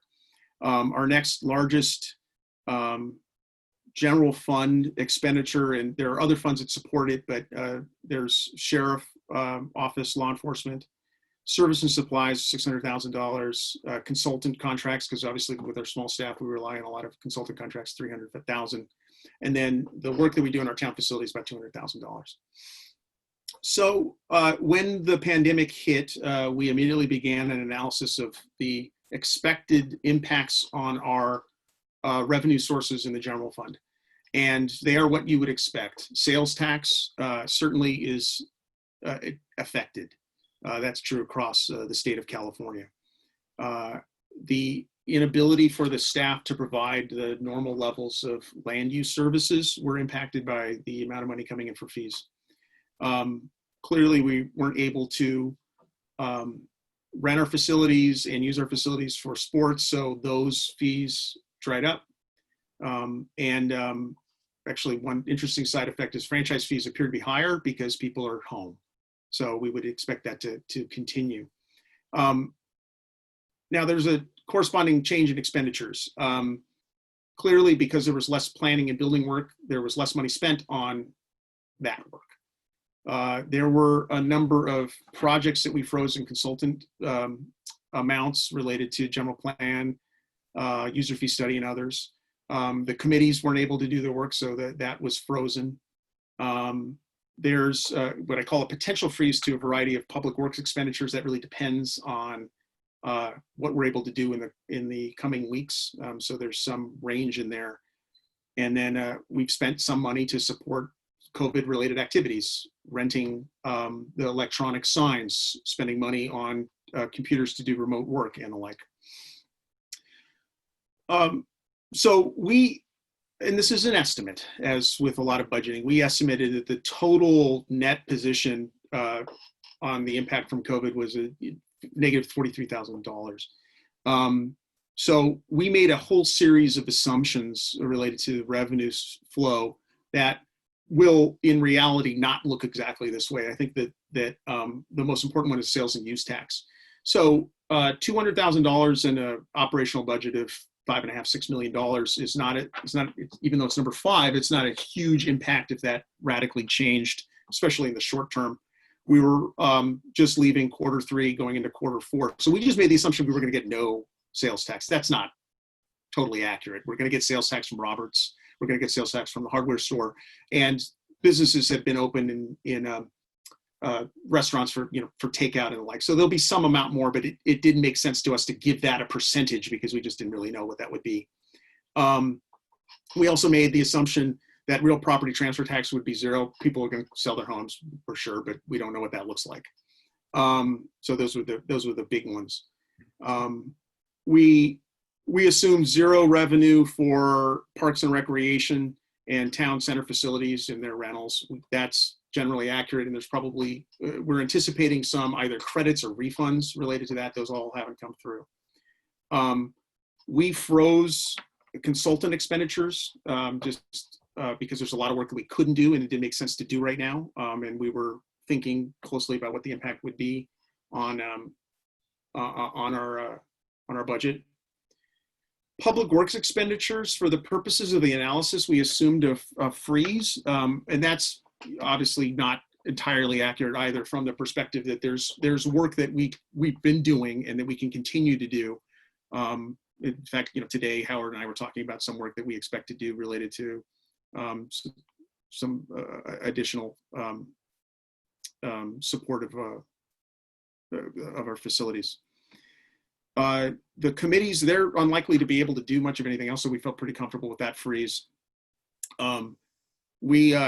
I should also note, we do have some salary savings from an unfilled FTE in the planning department, which has been helpful in the balance here.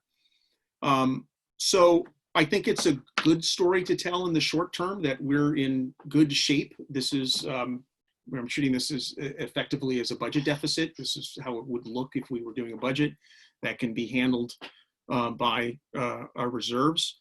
It won't look like this at the end of the year.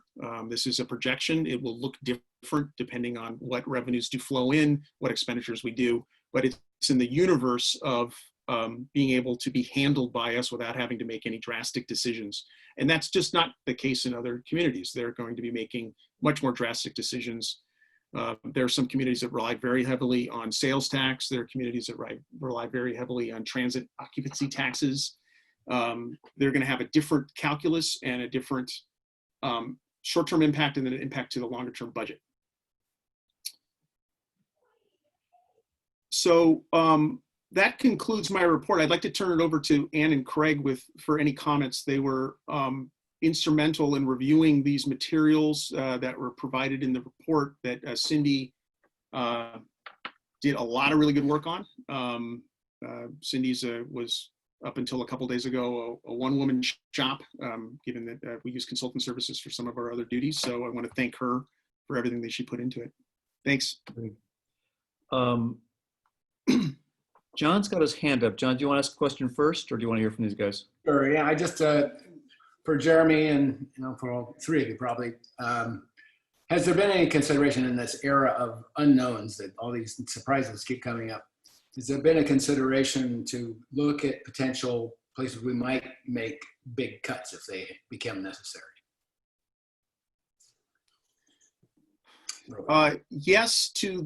Yes.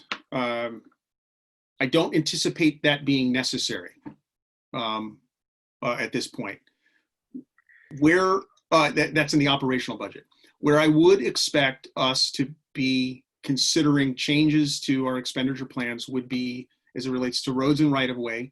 A lot of those resources have a connection to sales tax. They will look different, which will mean we may not be able to do some of the work we normally do. So I would expect some changes there. I don't see other areas where I would anticipate that we couldn't work through an impact by relying on our reserves for a period of time. So I don't have other areas that call out to me that we should really be thinking about that at this point. I don't expect any other significant changes. Obviously Ann and Craig may have some other thoughts on that, but my number one area would be related to roads and right-of-way, John. Okay. I think my question goes more to the point of where would we cut the most? Maybe that's what you meant by the road system. That would be the largest piece that we could cut without doing long-term damage, for instance. What I would say to that is that there are areas that I would consider, I'm going to use the term very loosely, discretionary expenditures related to the aesthetics of facility and our cherished open spaces and the like. That would be very hard, but that's a place you could consider such cuts. We could make decisions to not make improvements to the facilities or maintain the facilities in the high standards that we are right now and make some changes. Given that our primary expenditure is related to salaries, benefits, and then as it relates to staff support, services and supplies, we could certainly make cuts in there. The services and supplies, not salaries, services and supplies. That would impact our ability to do some work, but I think we can still provide a level of service. So I think that there's continued flexibility in those parts of the budget on the expenditure side.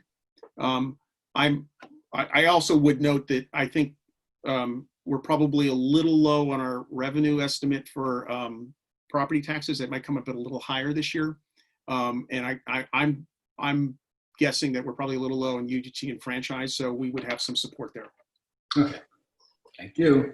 Okay, Ann, and then Craig. Ann, go ahead, and then Craig. Guys, I want to hear your comments Sure. on the subcommittee. I mean, even talking to what you just asked, John, I think that the biggest, clearly the road budget, and you probably saw this in the report, is over $500,000 a year right now.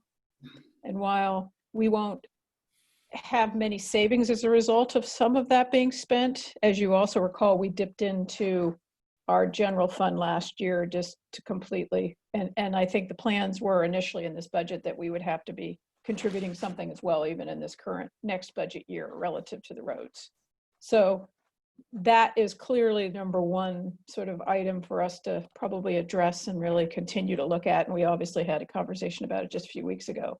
So I'm glad we did what we did then, just because it's clearly a major item. And next, I would just add to what Jeremy said, that the capital improvement, the CIP budget, is clearly at this point sort of stop dead at most levels. And that's not sustainable from a number of years. Clearly, you can make cuts for the short term, but then you have to be rebuilding for the longer term. So it'll be interesting to see as we get to July what our view of that is at that point, when we have a better idea of some of the other items. And I would just say that the one thing I looked at as we were going through this, and we'll talk a little bit later about the reserves, is that clearly our fixed costs as a percentage of our revenues have risen as we've added staff and increased salaries and benefits and everything related to that, and OPEB and all the things that are part of now what we have as our fundamental structure.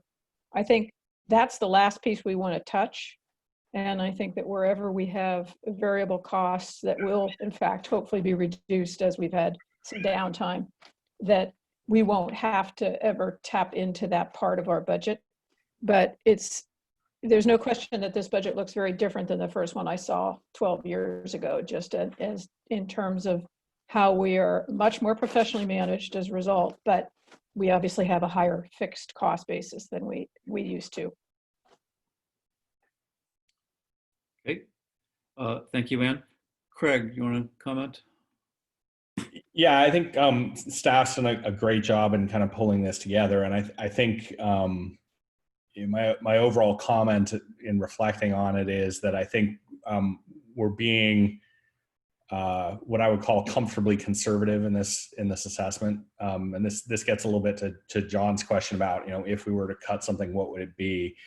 I think the $43,000 or whatever the bottom line number is I hope a very conservative number. As Jeremy already pointed out, a number of these revenue sources probably won't go fully to zero.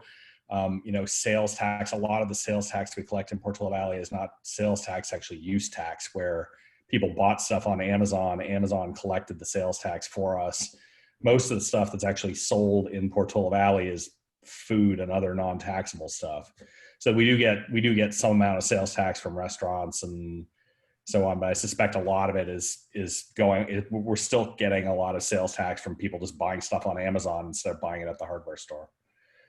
Some of these other taxes, UT and so on, are probably going up. So I think overall, Portola Valley is just kind of lucky that this particular disaster has kind of not hit our sources of revenue particularly hard, as much as other potential things might. If we had an earthquake and property values went down and everybody's taxes got reassessed lower, I think that could have a huge impact. But in this particular case, the numbers that we have, I wouldn't want to be less conservative, but the fact that they are conservative makes me reasonably comfortable we're not going to have to cut hundreds of thousands of dollars from anything.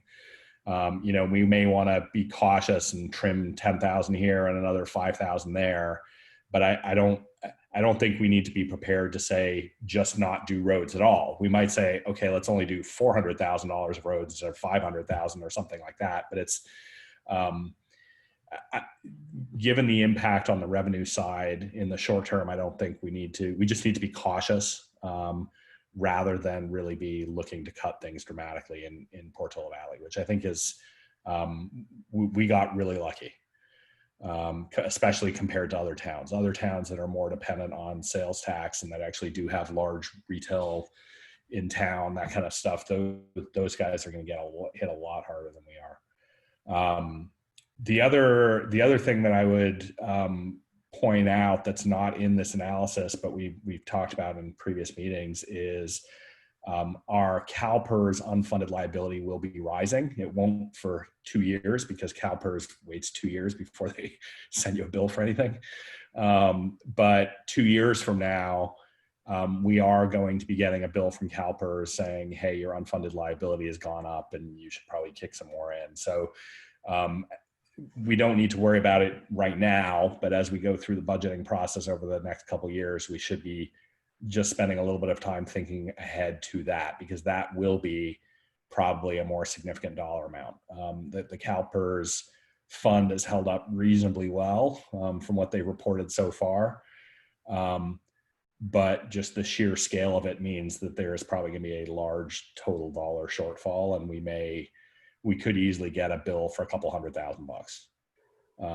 And that would be a big impact. So we don't need to worry about that now, but we should be kind of over the next 2 years starting to look ahead to it, I think. Let's see. So overall, I think, we're in pretty good shape, and I think it's not going to be cutting so much as belt tightening and just a little bit of caution until things settle down and we understand what the new normal is. Okay. Jeremy, did you want to add something to that? Yeah, just a few things back to John's earlier question. The budget, what I'll call the revised 2021 budget, will have the benefit of further analysis and understanding more impacts. And I'm sure we'll have a very robust conversation then, particularly around roads and other areas. And, we've benefited from Howard's stewardship over the roads and the right of way. They're in great shape, and he's going to cringe when I say this. He's on the call, but we will be okay if we have to belt tighten a bit there because we're in such good shape. It means later on, if we're getting back up to those numbers, we're going to have to spend the same amount of money at a different point, but it's possible in the short term. To Craig's comments around pensions, I'm talking on Friday with our OPEB. We picked an OPEB trust fund group, and I want to just have a conversation with them because it'd been a while since we checked in with them last, because it's something we want to bring back to council at some point. But we're certainly on our longer term goals is to have a similar trust fund for pensions, which I think will be very useful. And we're in great shape. Yes, we're going to get a bill, but we're in better shape than most other communities. Thanks. Okay. Other questions from the council for staff or the subcommittee?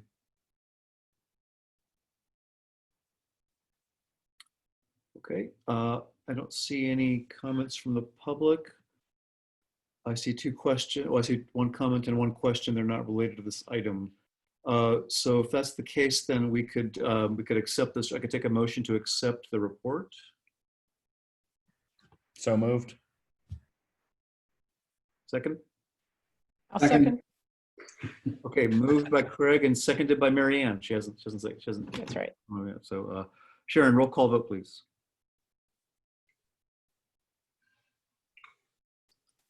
Councilmember Wingert, Aye. Councilmember Richards, Aye. Councilmember Hughes, Aye.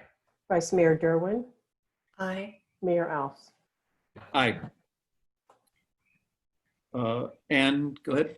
I just want to, before we move off the item, thank you, Cindy, for all the work you did. You did a yeoman's job, and some of the other work we'll be talking about in just a minute. And I know both Craig and I were very appreciative of your responsiveness, particularly in this wild and crazy environment, and Jeremy as well. So appreciate it. Yeah, thanks a lot. Thank you. It makes our work a lot easier when we get reports and work products like this from staff. It's just really nice to be able to look through and just say, yep, that all makes sense. And if I can, Mr. Mayor, Cindy's doing this with a family at home. The kids are not in school. Yeah. However hard we think it is, I triple that or quadruple that when I think about Cindy. So my thanks to you, Cindy. Thank you. Yeah, this report was a really well-written report. I agree. So thank you. Okay. We'll move on to item 7. Before we do, I have one question that I'll just quickly address. It's kind of an aside. The question is, will we continue Zoom for town meetings after in the future? And the answer is most likely yes.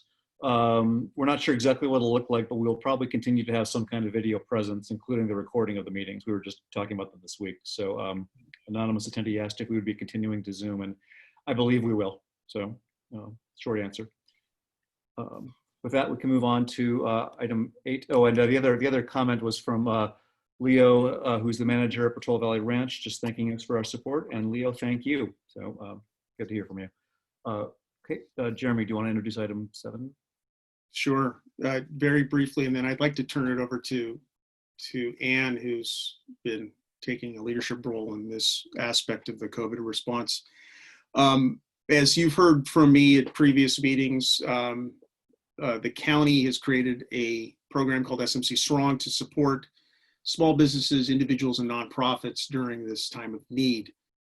In conjunction with SAMCETA, the small business program portion was seeded $1 million from the county. And the idea was to provide grants up to $10,000 to those businesses that met certain criteria as they're listed in the staff report. So there was a kickoff of that this week that I think Ann can speak to. There is an opportunity within the program to provide targeted resource to businesses in particular communities. So in this case, there's 2 opportunities. One is a municipality can obviously make some sort of donation to support businesses in its own town. Secondly, individuals can do the same thing. So this staff report is an opportunity for the council to have a discussion about what should you wish to provide some support, and then also we believe the generosity of residents in Portola Valley will come through if we create a campaign to augment the 8-town contribution should the town wish to do so. Ann? Thanks, Jeremy. This was a record short campaign led in the San Mateo County Strong. I know many of you heard these stats today when we were on the call with the county team and obviously other officials, but for those of you who may not have heard it, they had 512 applications submitted in the first 22 minutes it went live. And I wasn't sure whether that included their downtime during that period because the site crashed almost immediately and then it came back up. And they were so overwhelmed with a number of applications that they closed the entire process at 4 o'clock. So it wasn't open even a full 4 hours. And at that point, they had 2,530 applications. Still about 2/3 of those weren't unfinished. The rest had been completed. But the bottom line, I think we all saw the number 2 was that if everything had been funded, it would have been a $25 million cost. And the fund had $1 million available to it. So the demand is just unbelievable. And clearly the need for this fund or some additional funds that potentially we might want to augment is tremendous. So I think that one of the thoughts, and Craig and I have both been looking at this, although we've not caucused together in terms of what we might think. So you'll hear independent, potential opinions about it. So that's probably good. But what we did ask Cindy to help us with, and she did very capably, was to give us an idea of what our reserve situation looks like right now. And that was really where we started in coming back to all of you and saying, all right, recognizing the risks that we just discussed relative to the upcoming budget, which I think we can all agree we're in a much more fortunate position than many other, municipalities. And I'm frankly quite grateful that we've had a very conservative financial approach over a long period of time, because it's the reason why we always wanted to have what some might term overly conservative reserves. But it's for this kind of event that none of us could have ever foreseen. We'd always thought it would be earthquake or wildfire. Who knew it would be a pandemic? So at any rate, where I think we certainly have the opportunity now is to potentially do a minimal reserve draw and to assist those that we value very highly in the community. And there are a couple of aspects to that I'd want us to explore, not only what would be an appropriate dollar amount, but certainly it's come to my attention that many consider Ladera to be part of our community in terms of retail. And do we want to consider something different for them or some part of their inclusion? And I'll get to that in a little more specificity in a minute. But as I looked at this, and we know that there's a hopeful two-pronged approach to this. Number one, the town committing our funds, potentially coming from reserves. And secondly, obviously, as Jeremy mentioned, initiating some kind of a more active local campaign for anyone, any of our residents, or anybody, frankly, for that matter, who would want to contribute to help further the financial health of our beloved institution. So certainly from my perspective, when we looked at what our current fund balances are, just so you know, the unassigned reserve balance is roughly $2.5 million on our balance sheet today, which is a healthy level of reserves. Obviously, we don't plan to make major incursions to it, but I think it would allow us to make a commitment of anywhere from $50,000 to $100,000, depending on the appetite, and recognizing that the maximum any one applicant could receive would be $10,000.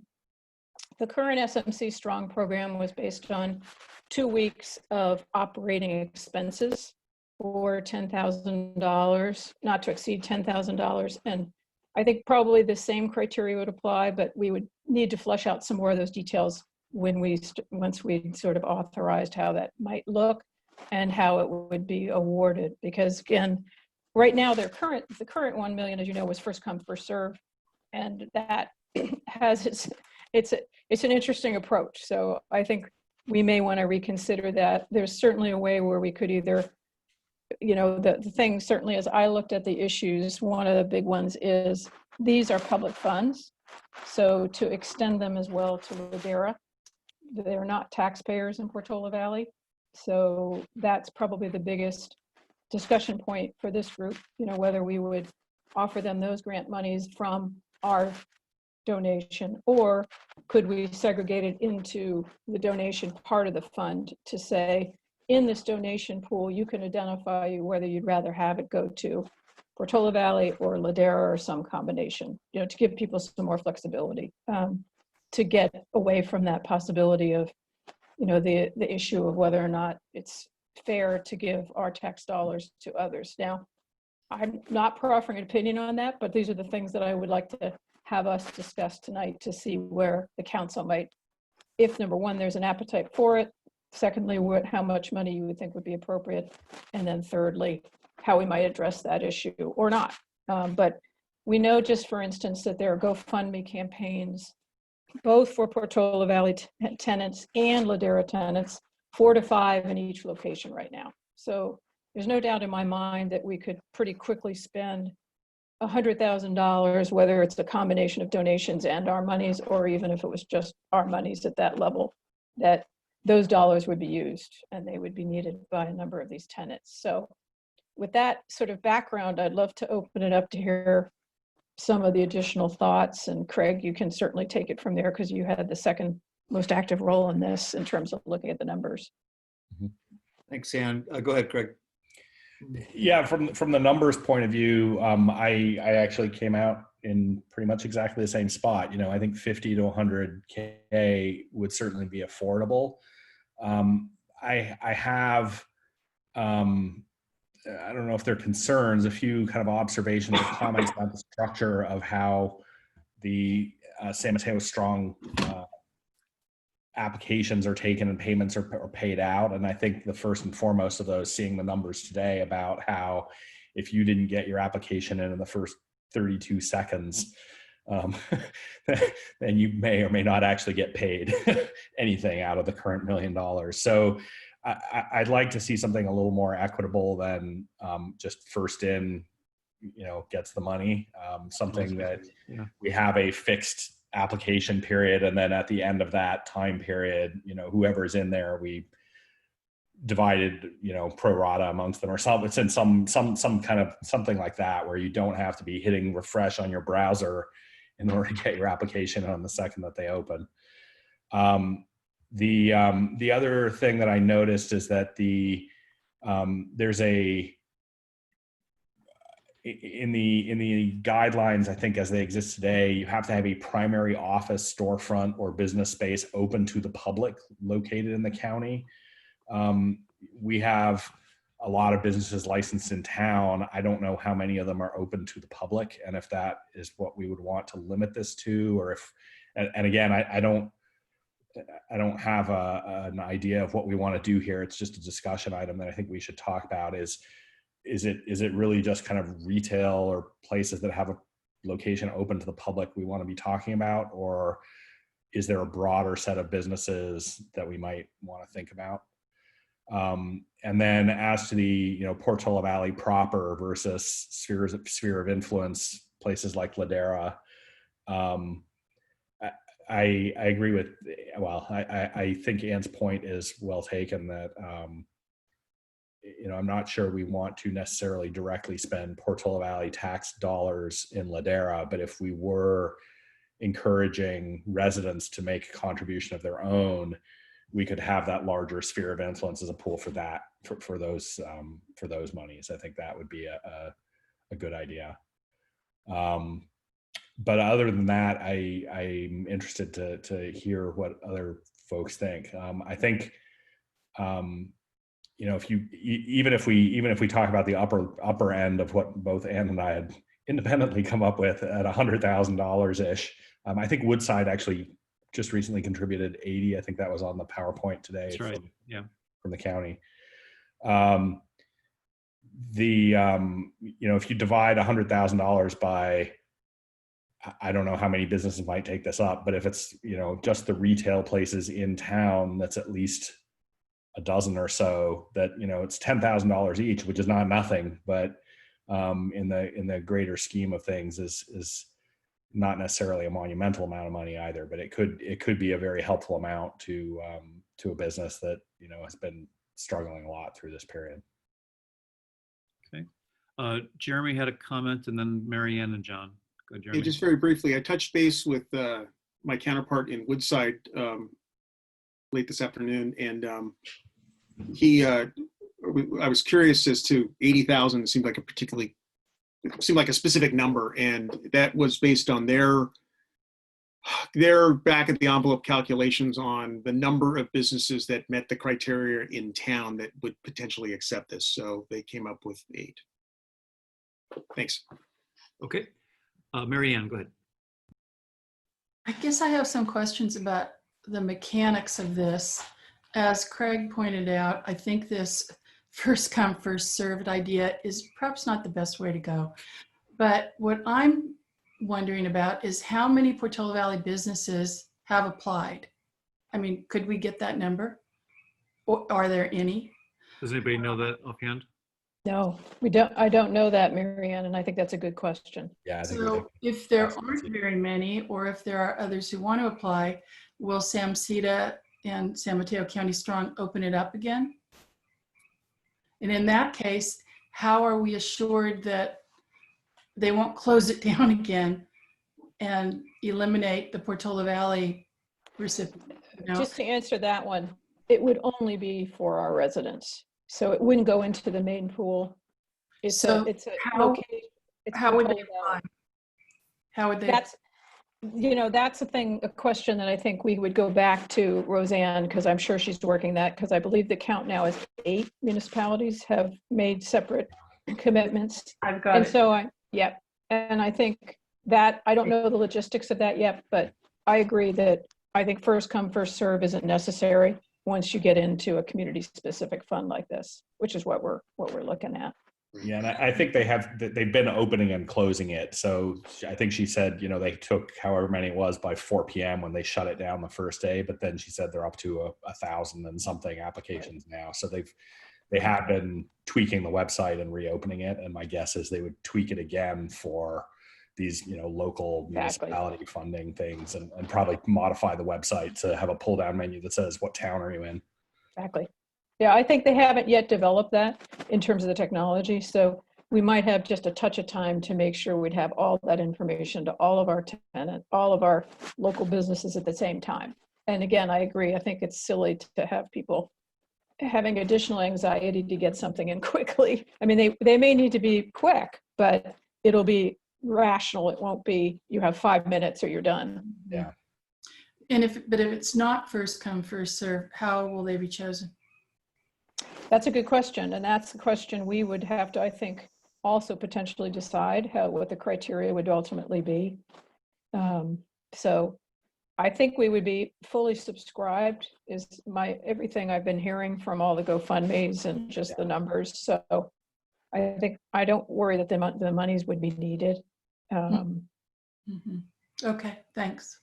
I had assumed that the advantage of doing this over just trying to give money out ourselves is that we could sort of set some kind of terms with Samsita so that it wasn't Stone's tickets, but it also wasn't, us choosing which companies and which firms we bailed out, so that Samsita would come up with some kind of criteria for evaluating applications. I assume that was the case, and I don't know how much. I don't know if they're swamped, if they can't do that. I don't know if they've given you any guidance on that.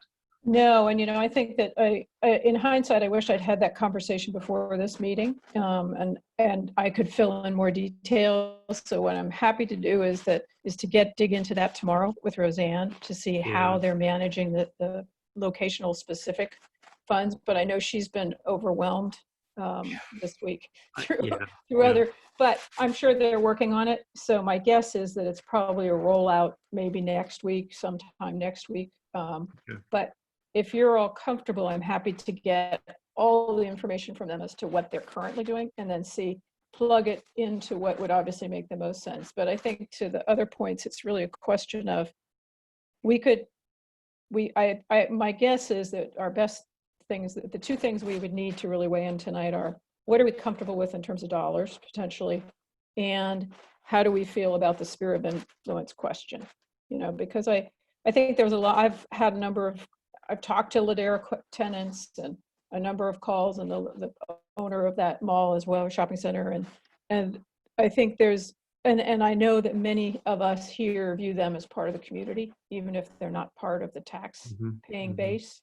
So it's a little bit of a quandary. And that's why it'd be interesting to hear the rest of your views on that issue specifically and the dollars. And then I think we can come back and be able to flush out all the details. And even if it's a short special meeting, if we need it to move fast, it would be worth that effort to do that.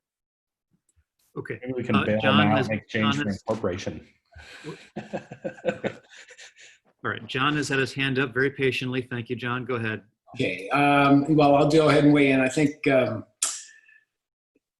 it probably makes the most sense to, well, first of all, I think the numbers, I'd be perfectly comfortable with 100,000, given that we're helping our important members of our community. And I think the trick is going to be how we decide which of the businesses in town would qualify.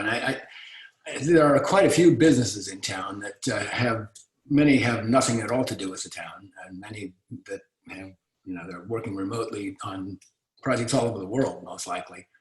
I think it probably makes most sense from my point of view to look at the retail outlets that people in town are really familiar with and think of as part of the town. The people running whatever financial businesses or whatever they have in their homes don't seem to me that would be reasonable to include. And as far as Ladera goes, I would like to figure out the way that we could include them in some way. And I think maybe your suggestion of using the private donation angle to do that would be a reasonable approach. So. Okay. I'll weigh in. I would be comfortable with 100,000 also. This question of the sort of the criteria we set for this, I hadn't thought about, could I apply for it with my my LLC that I use for my consulting? I wouldn't, but it's like, there's all kinds of firms that I hadn't even thought about. That's another important kind of question. The Ladera thing, they're not taxpayers, but just the responses I've gotten and the things that I've seen on the forum and elsewhere, it's like a lot of people think of them as part of the community. So it's a tricky one. I'm not sure if I have an opinion on it just yet. I want to include them. Maybe if we get enough private donations to be able to sort of to feel okay about supporting them alongside our own, the ones that are strictly within town borders, I'd be fine with that. I might also consider putting some of our dollars towards them, given how many of our residents use some of the businesses there. But I'm not saying that for sure. I'm just saying just my first thought is that. But I definitely I would love to do something with this, and I think the $100,000 range seems reasonable to me. But again, I do want to think more about the sort of the details of how presumably Sam Cena would decide to disperse the money, because I want it to be to be fair, and I want it to be something we feel good about afterwards. Jeremy wanted to make a comment, and then we can go on to John and Marianne. I was just looking over the criteria again for the companies, and just for the record, and those who are attending the meeting, you have to be a for-profit with at least two employees. You had to have from a certain time period on a business license or some other registration document as required by the local jurisdiction, so that I think there's some conversation to have with the county if there's going to be a relationship with Ladera, just to see how that works out. We talked about the primary office. 10 or fewer full-time employees as of March 15, 2020, or less than $2.5 million in annual revenue. And you got to demonstrate a certain amount of reduction. So that's the criteria right there. So there's nothing else. There's no other specifics on it. So I think there could be a broad swath of people in Portola Valley who could. I think our thinking, Ann, was maybe there's a dozen or so that could absolutely meet this criteria in the two shopping centers. Yeah. Okay, Marianne, why don't you go ahead? You're on mute, Marianne. Yes, I was working on it, Jeremy. Give me a second. Yes, $100,000. I think that's the right amount. I think it should be for the public-facing businesses, the retail establishments. I think it would be cleaner to start with the Portola Valley proper businesses using taxpayer money. And then if there is extra from private donations, then spill it over to Ladera. And those are my thoughts. Okay. Okay, Craig, go ahead. Yeah, I lean the same way towards, us paying for Portola Valley businesses. I think the retail ones are appropriate. The way this is phrased, where you have, what is it, a primary office, storefront, or business space open to the public. I think there are a couple of architect firms and maybe a realtor or two that might qualify for that as well. I don't know, and that's what I meant by sort of thinking about what types of businesses is. I totally agree. I don't think we want to be, bailing out VC funds that happen to have their home office in Portola Valley. Yeah. I was just trying to think if there are any other types of businesses that we might want to include, or any types of businesses that meet this definition technically, but that we might want to exclude. I don't know what SAMHSA's room for maneuvering is there, whether they want that to be the same across all towns. And maybe, Anne, that's something if you're talking to Roseanne tomorrow, you could ask her. Right. And then the other thing I'd ask if we could ask her is, would it be possible to set up a, Portola Valley one for Portola Valley, but then set up a Portola Valley plus Ladera if we find private contributors who would want to donate to that larger pool? Yeah.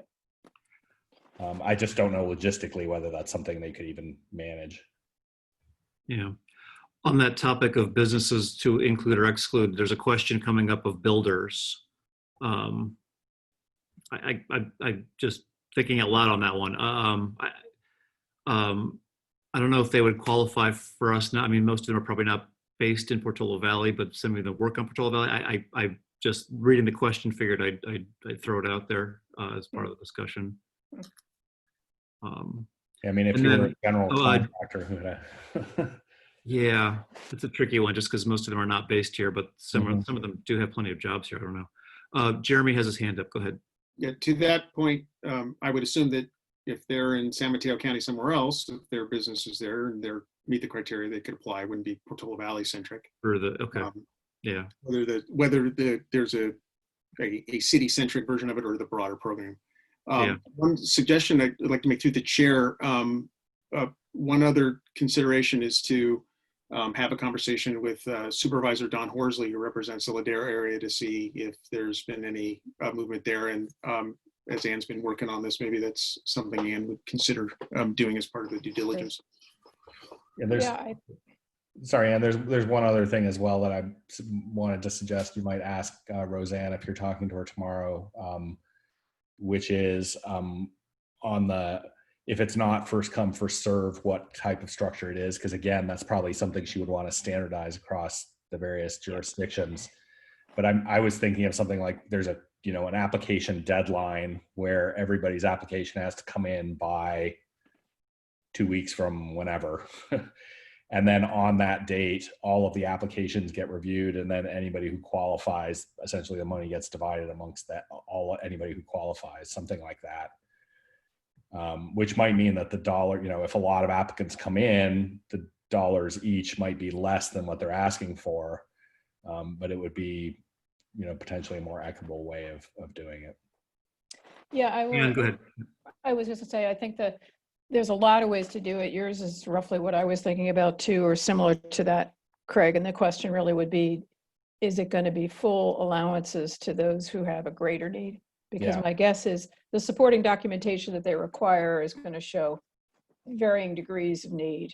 And that's why I wanted to probe with Roseanne relative to how they're ascertaining that, because clearly they had a huge limited pool in what they just took in. So this is why we want them to be the ones to make these decisions, but I want it to be consistent with either what they're doing. So I have a feeling that there'll be some good answers to that once I get back from Roseanne. And my guess is they may still be working out those details because it's kind of a secondary issue. And I think this really caught them off guard pretty quickly. I mean, because obviously $1 million is pretty inconsequential for the number of businesses that really need it. Yeah, at the same time, I think if you look at the total numbers from each of the cities, I mean, Burlingame, $500,000, Redwood City, $300,000, San Mateo, $400,000. I mean, they're going to have more than $1 million for the city specific funds. So it's going to be yet another big project for them to figure out how to do Yeah, that. and I also wanted to just get input from all of you about what the thinking might be for the second part of this. Because I agree, I think we should keep it Portola Valley to start and then allow for donations that could be identified potentially for Ladera as well. Mhm. But the question is, who would like to lead that donation effort?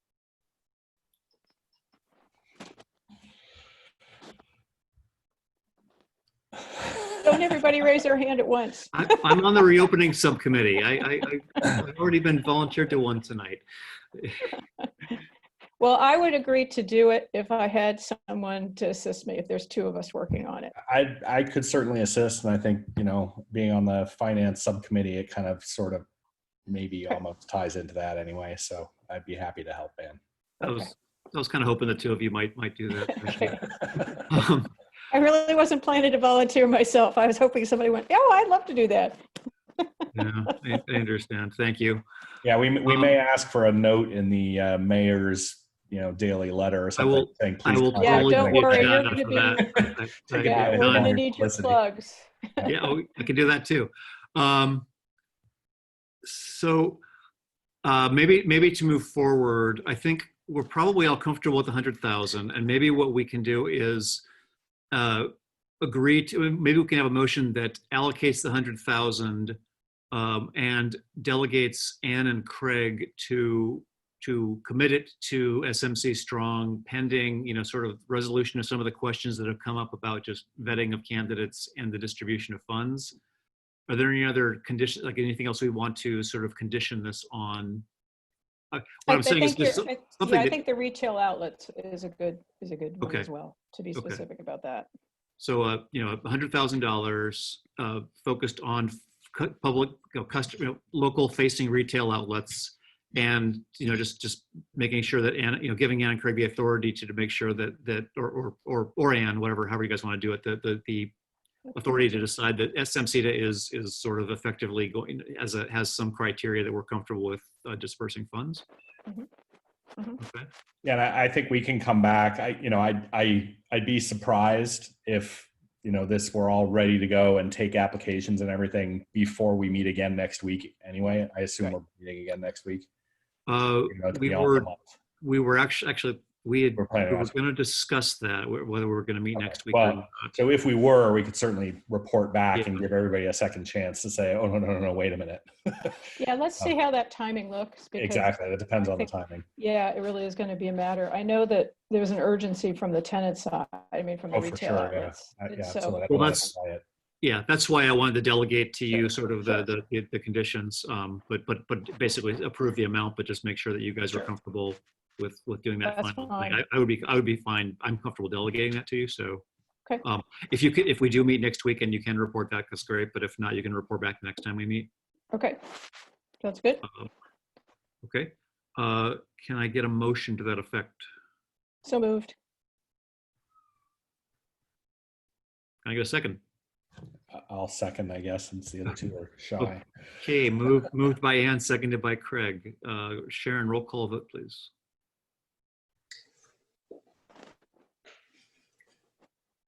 Councilmember Weingart, Aye. Councilmember Richards, Aye. Councilmember Hughes, Aye. Vice Mayor Derwin, Mayor Alves. Aye. Okay, great. Thank you all. And I'm happy to give a shout out for the donations, but I will say not one person even commented on my say anything joke 2 days ago. So I'm apparently not getting a lot of readership. But be that here nor there, I'll move on to item 8, which is the budget process. Jeremy, do you want to start this one also? Sure. And thank you, Cindy, for continuing to stay in the meeting. We have put a lot of thought into this, and it's been an evolving effort as we've been considering what the best approach is to recommend officially to the council. If you recall, a couple weeks ago, we were considering a little different approach, which would have been a stripped down operational budget only with the best assumptions we had, and then to immediately begin a revision process that would take us into the fall. As we were talking to our colleagues and thinking about it ourselves, we realized that process would candidly be a lot of work for a set of assumptions that were probably incorrect, that could wait for better information a little bit later in the year. So we instead developed the processes in front of you on red page 62, 63, which is to bring forward the current 1920 operational budget numbers for adoption in June per our statutory requirements, and then begin a normal budget process that would take us to a recommended revised budget in the September timeframe, which would be the end of Q1. As I said, this would allow us to benefit from more conversations from our colleagues and hearing what they're hearing about revenue issues, and also allow Cindy to concentrate on more pressing matters at this time, candidly. So that's what we're proposing to you tonight. We're looking for acceptance of the report, which would mean acceptance of this process. We did speak to Ann and Craig about this as well, and they were supportive of this approach. We're hearing more and more that cities are taking a similar approach, maybe different nomenclature, but very similar sort of way of looking at it, just because there's so many unknowns right now, and putting the kind of time and effort into something that is going to be fairly unknown for a long while, particularly those restricted revenue sources that we haven't heard from the local or state entities about what that's going to look like. That giving us the time to give you something that makes some sense would be best. Now, there's one tiny caveat that I've been thinking about the last day or so, which is there are some efforts that are important to the council, I think around wildfire preparedness and the like, and I don't want to necessarily miss windows to do that important work. Now, the budget itself probably takes care of that as written in the first go around, that first quarter. But there may be some very quick revisions I'd want to bring the council pretty quickly, just to make sure that we were doing some of those things. We've got a great partner in Don Bullard at the fire district. So I just want to reserve the opportunity to come back if we want to make some slight amendments that will just carry forward into the revised budget. But that's a minor issue. I think that the budget itself probably can carry that load as written. That concludes my report. Thank you.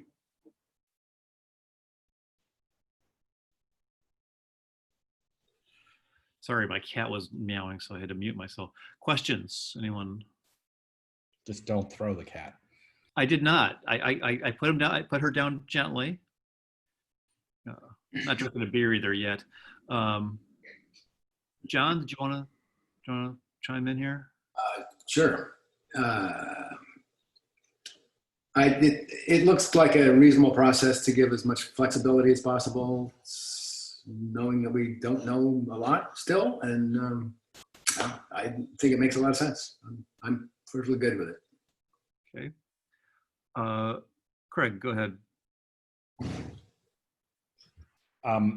Yeah, I think the work that staff has done to give us a rough back of envelope calculation, as we might call it, rather than a full-blown budget for what we think the impacts are likely to be. As I said earlier, I'm pretty comfortable that we're going to be pretty lucky, and while we may have some structural shifts to how we actually do things, we will be able to pay our bills. I don't think there's a problem with that in the near term, and so taking the extra couple months to really think things through and see where revenues are actually falling out and create a budget that's more real, that if we're going to have to revise it anyway, we put the work in, once we have useful information, rather than trying to do it now when we really don't know where things are going to go. So I, having looked over this previously and discussed it with Jeremy and Cindy and Ann, I think it's the right way to go. Okay. Ann, do you agree? I agree. I think that it's eminently sensible to do in this environment, because otherwise we'd just be coming back and making a whole series of adjustments. So I think it makes sense to roll it over, be aware of it, And I think if there's any numbers that really start to move in a significant way, both Cindy and Jeremy would be back to us pretty quickly to say, now we need to take a look at this. So yeah, I'm very comfortable with the approach. Yeah, okay. Mary Ann, do you want to weigh in? I think it's a great approach, and I'd be happy to make a motion to accept it. Okay, do I have a second? Second. Okay, moved Sorry, Mary Ann, Joe. seconded Ann. Do we have, I don't see any hands up or questions, but do we have any public comment or questions on this? Seeing none, any further discussion? Okay, Sharon, we can vote. Councilmember Wenger, Aye. Councilmember Richards, Aye. Councilmember Hughes, Aye. Vice Mayor Derwin, Aye. Mayor Alves. Aye. Okay, that motion passes. Thank you all. Okay, that brings us to item 9, our council liaison reports. Ann, you want to start us off? Sure. The only one I had this week was actually today, earlier, Brandy and a number and Howard and others were on the call. We were talking with the Fields group again. And this really goes back to the discussions we were having about the reopening of the fields. We had Little League on the call as well as Alpine Strikers. And it's interesting to see how there was a pretty big change even from 2 weeks ago, in the sense that I think everybody's pretty much resigned now to there being no spring or really summer season, either for Little League or most likely anything that would happen on the soccer front. But I think there's a consistent sort of messaging from all of them about they're immediately now looking at ways that they can do things like practice and potentially drills in a safe way, sort of a socially distanced way, and clearly in a way that would be comfortable for both the participants, the children, as well as the parents, most notably. So they're really going to be working hard on that and hoping that there's going to be some flexibility relative to what the town's position will be. The big question becomes, as was raised earlier, are our fields open?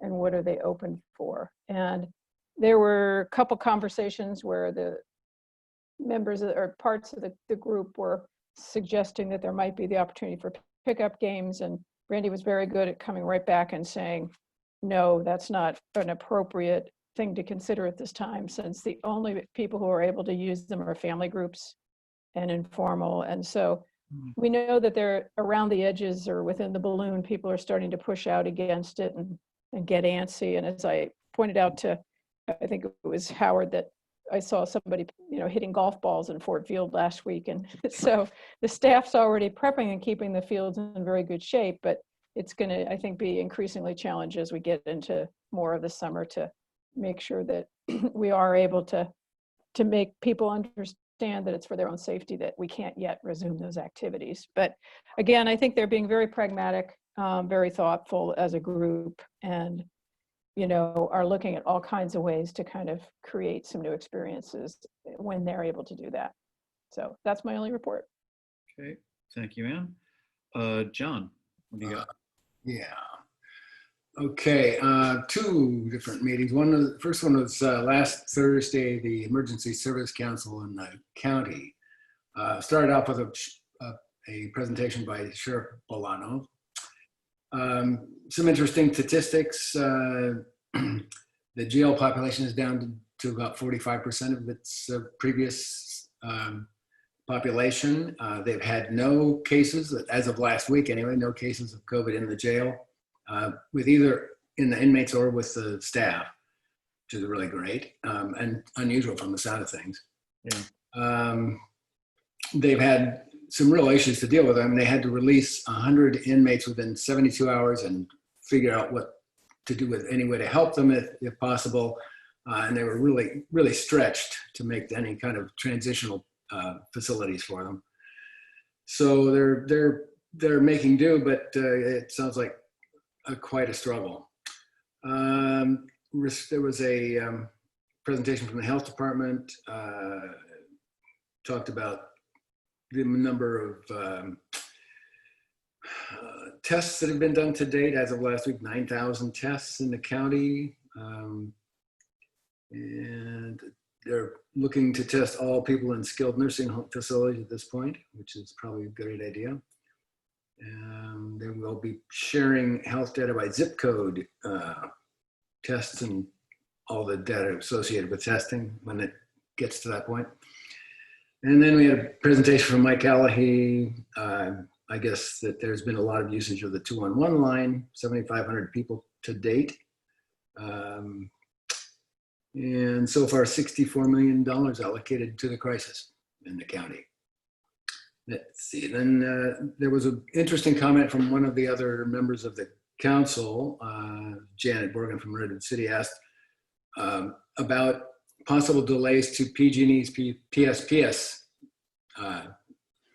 system, which people are concerned about it interrupting healthcare and whatever, all the other health and life safety issues that we're trying to deal with in this unusual situation now, and whether or not PG&E is even going to be considering that. And there was a call by a lot of folks in the meeting to have PG&E show some restraint when it comes to doing that, and maybe use a little more common sense than they did last year. So that was that meeting. And then I had last night a Conservation Committee meeting, which got a little off track. There was some fair amount of discussion about fire safety issues in town that should probably not have come up at all, but they did. And that took us a little down some unpleasant alleys. Talked about Blue Oaks and the vegetation management issues up there. Jeremy was on the first part of that meeting, and so he gave some presentations. That was the bulk of it. I don't know if we want to talk about the main event of that meeting, which was a comment that was really not, which shouldn't have been come up at all, regarding work on the town right of way and how the sites were selected. There was discussion about some misinformation about where the direction was coming from and how it was being allocated, how the funds were being allocated, and how Howard was choosing which sites to work on. Anyway, I'll just leave it at that for now. Anyone else would like to weigh in? That was one of my two meetings. Okay. Thank you. Craig, what about you? I just had our weekly call with with a subcommittee of the school board and the superintendent today. The main thing from that meeting was that they were kind of caught by surprise when the governor said that schools may start back this summer, or start early in her next year, various other things, which they hadn't really been talking about. It wasn't coming from the state superintendent of schools. And so, they are moving forward with their plans for how they might reopen, but what the governor said doesn't really fit with anything that anybody had been talking about. Everything else that the governor has been saying has seemed to be very sensible and accurate and well thought through and coordinated with other folks. But the comment about when schools might reopen apparently was pulled out of thin air, more or less. Other than that, no other meetings. There've been a couple things that have been coming up, I think, on the 3 times a week calls with the county manager. I think as we're starting to sort of shift into the next phase of the crisis and testing rates are going up and things that I have some concerns about, and I've been talking about those with staff. So there may be some more follow-up there. Primarily, my concern is that as the restrictions on who might get tested are going to be falling away and our capacity for testing is going to be going up, that if we do not have some other kind of filter on who's getting tested, then very rapidly we're going to be a situation where most of the positive test results are actually false positives. And so we're going to be telling people that they've tested positive when in fact they do not have COVID and are not immune to it potentially.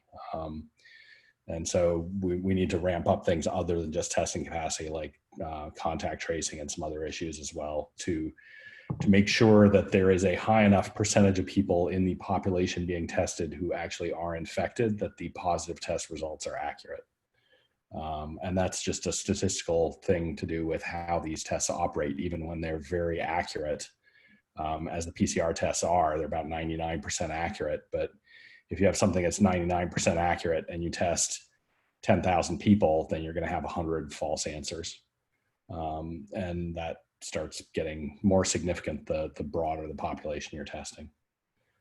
So anyway, there's other issues that I think the county is not fully addressing yet that they're going to start needing to ramp up on, that hopefully we'll be able to press them to do in order to start getting back to normal. Okay, thank you. Marianne, go ahead. Nothing. Wow. Well, other than the weekly call with Sequoias and the county call that Craig just talked about. Nothing. And I really like it. Okay. I had a wildfire prep committee meeting last week. Mostly, I think it was just kind of a little kind of get reacquainted and remind us all of stuff that was left hanging the last time we met in February.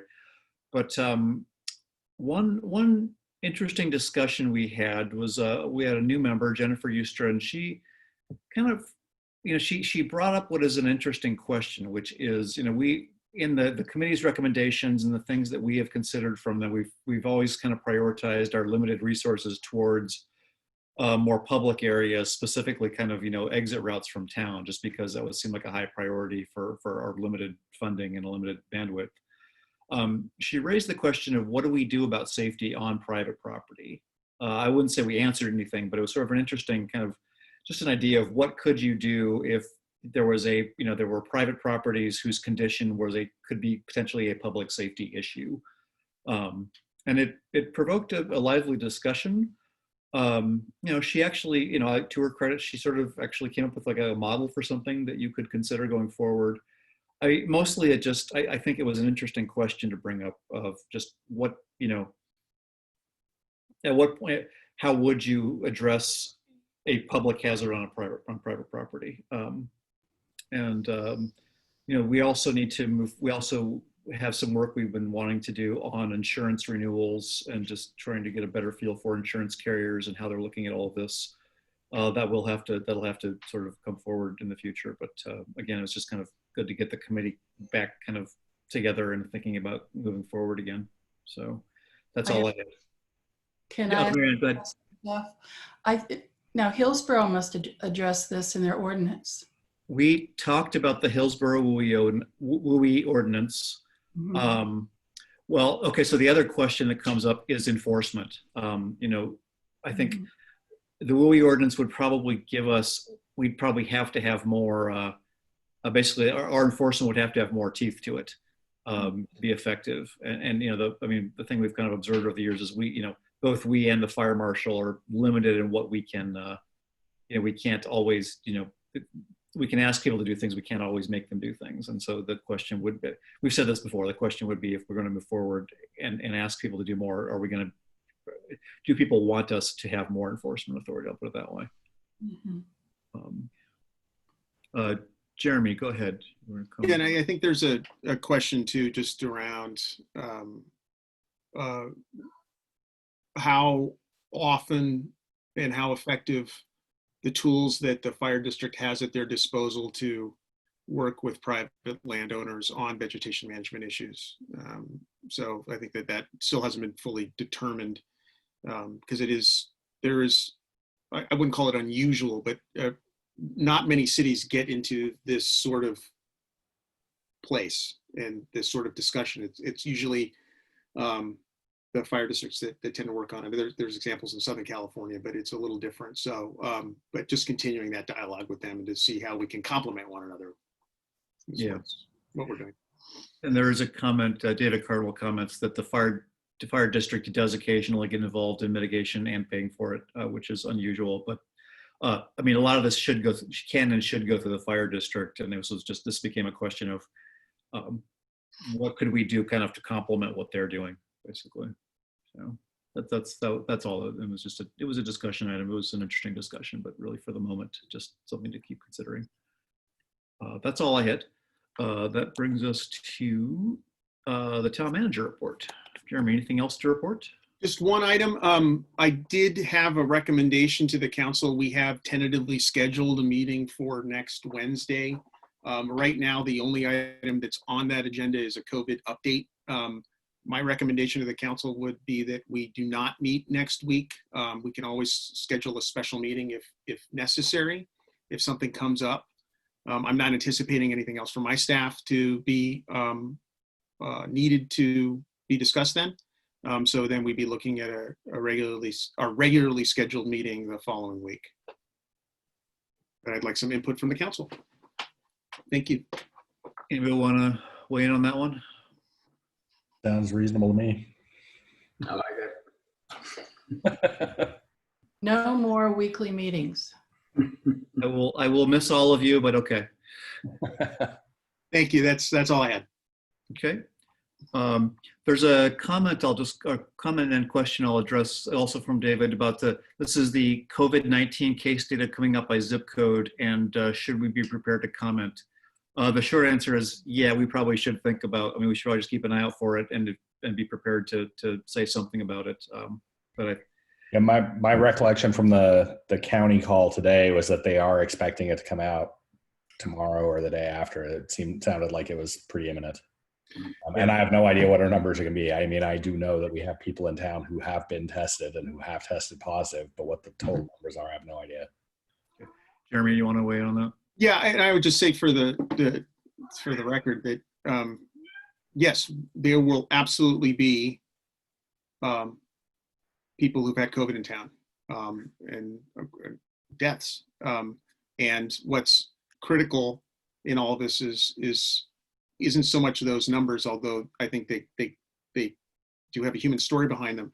It's understanding that anyone you come in contact with could have it, and you could be giving it to someone else, regardless of what the numbers are for infections or testing and deaths. Thank you. Ann, go ahead. Yeah, Mike said at the very end of the meeting today, I don't know if you heard that, Friday. It's good, they're going to have it on Friday. So Okay. that's what I would plan for. Okay. Okay. Okay, if there's nothing more from Jeremy, then we're on to the digest.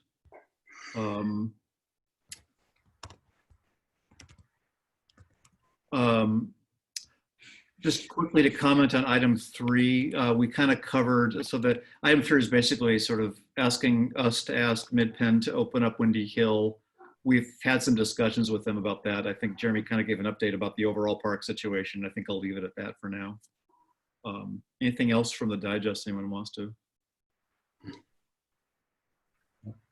Okay, if there's not, then I believe we're done. Anything? No? Hey. Okay, thanks Bye. everyone.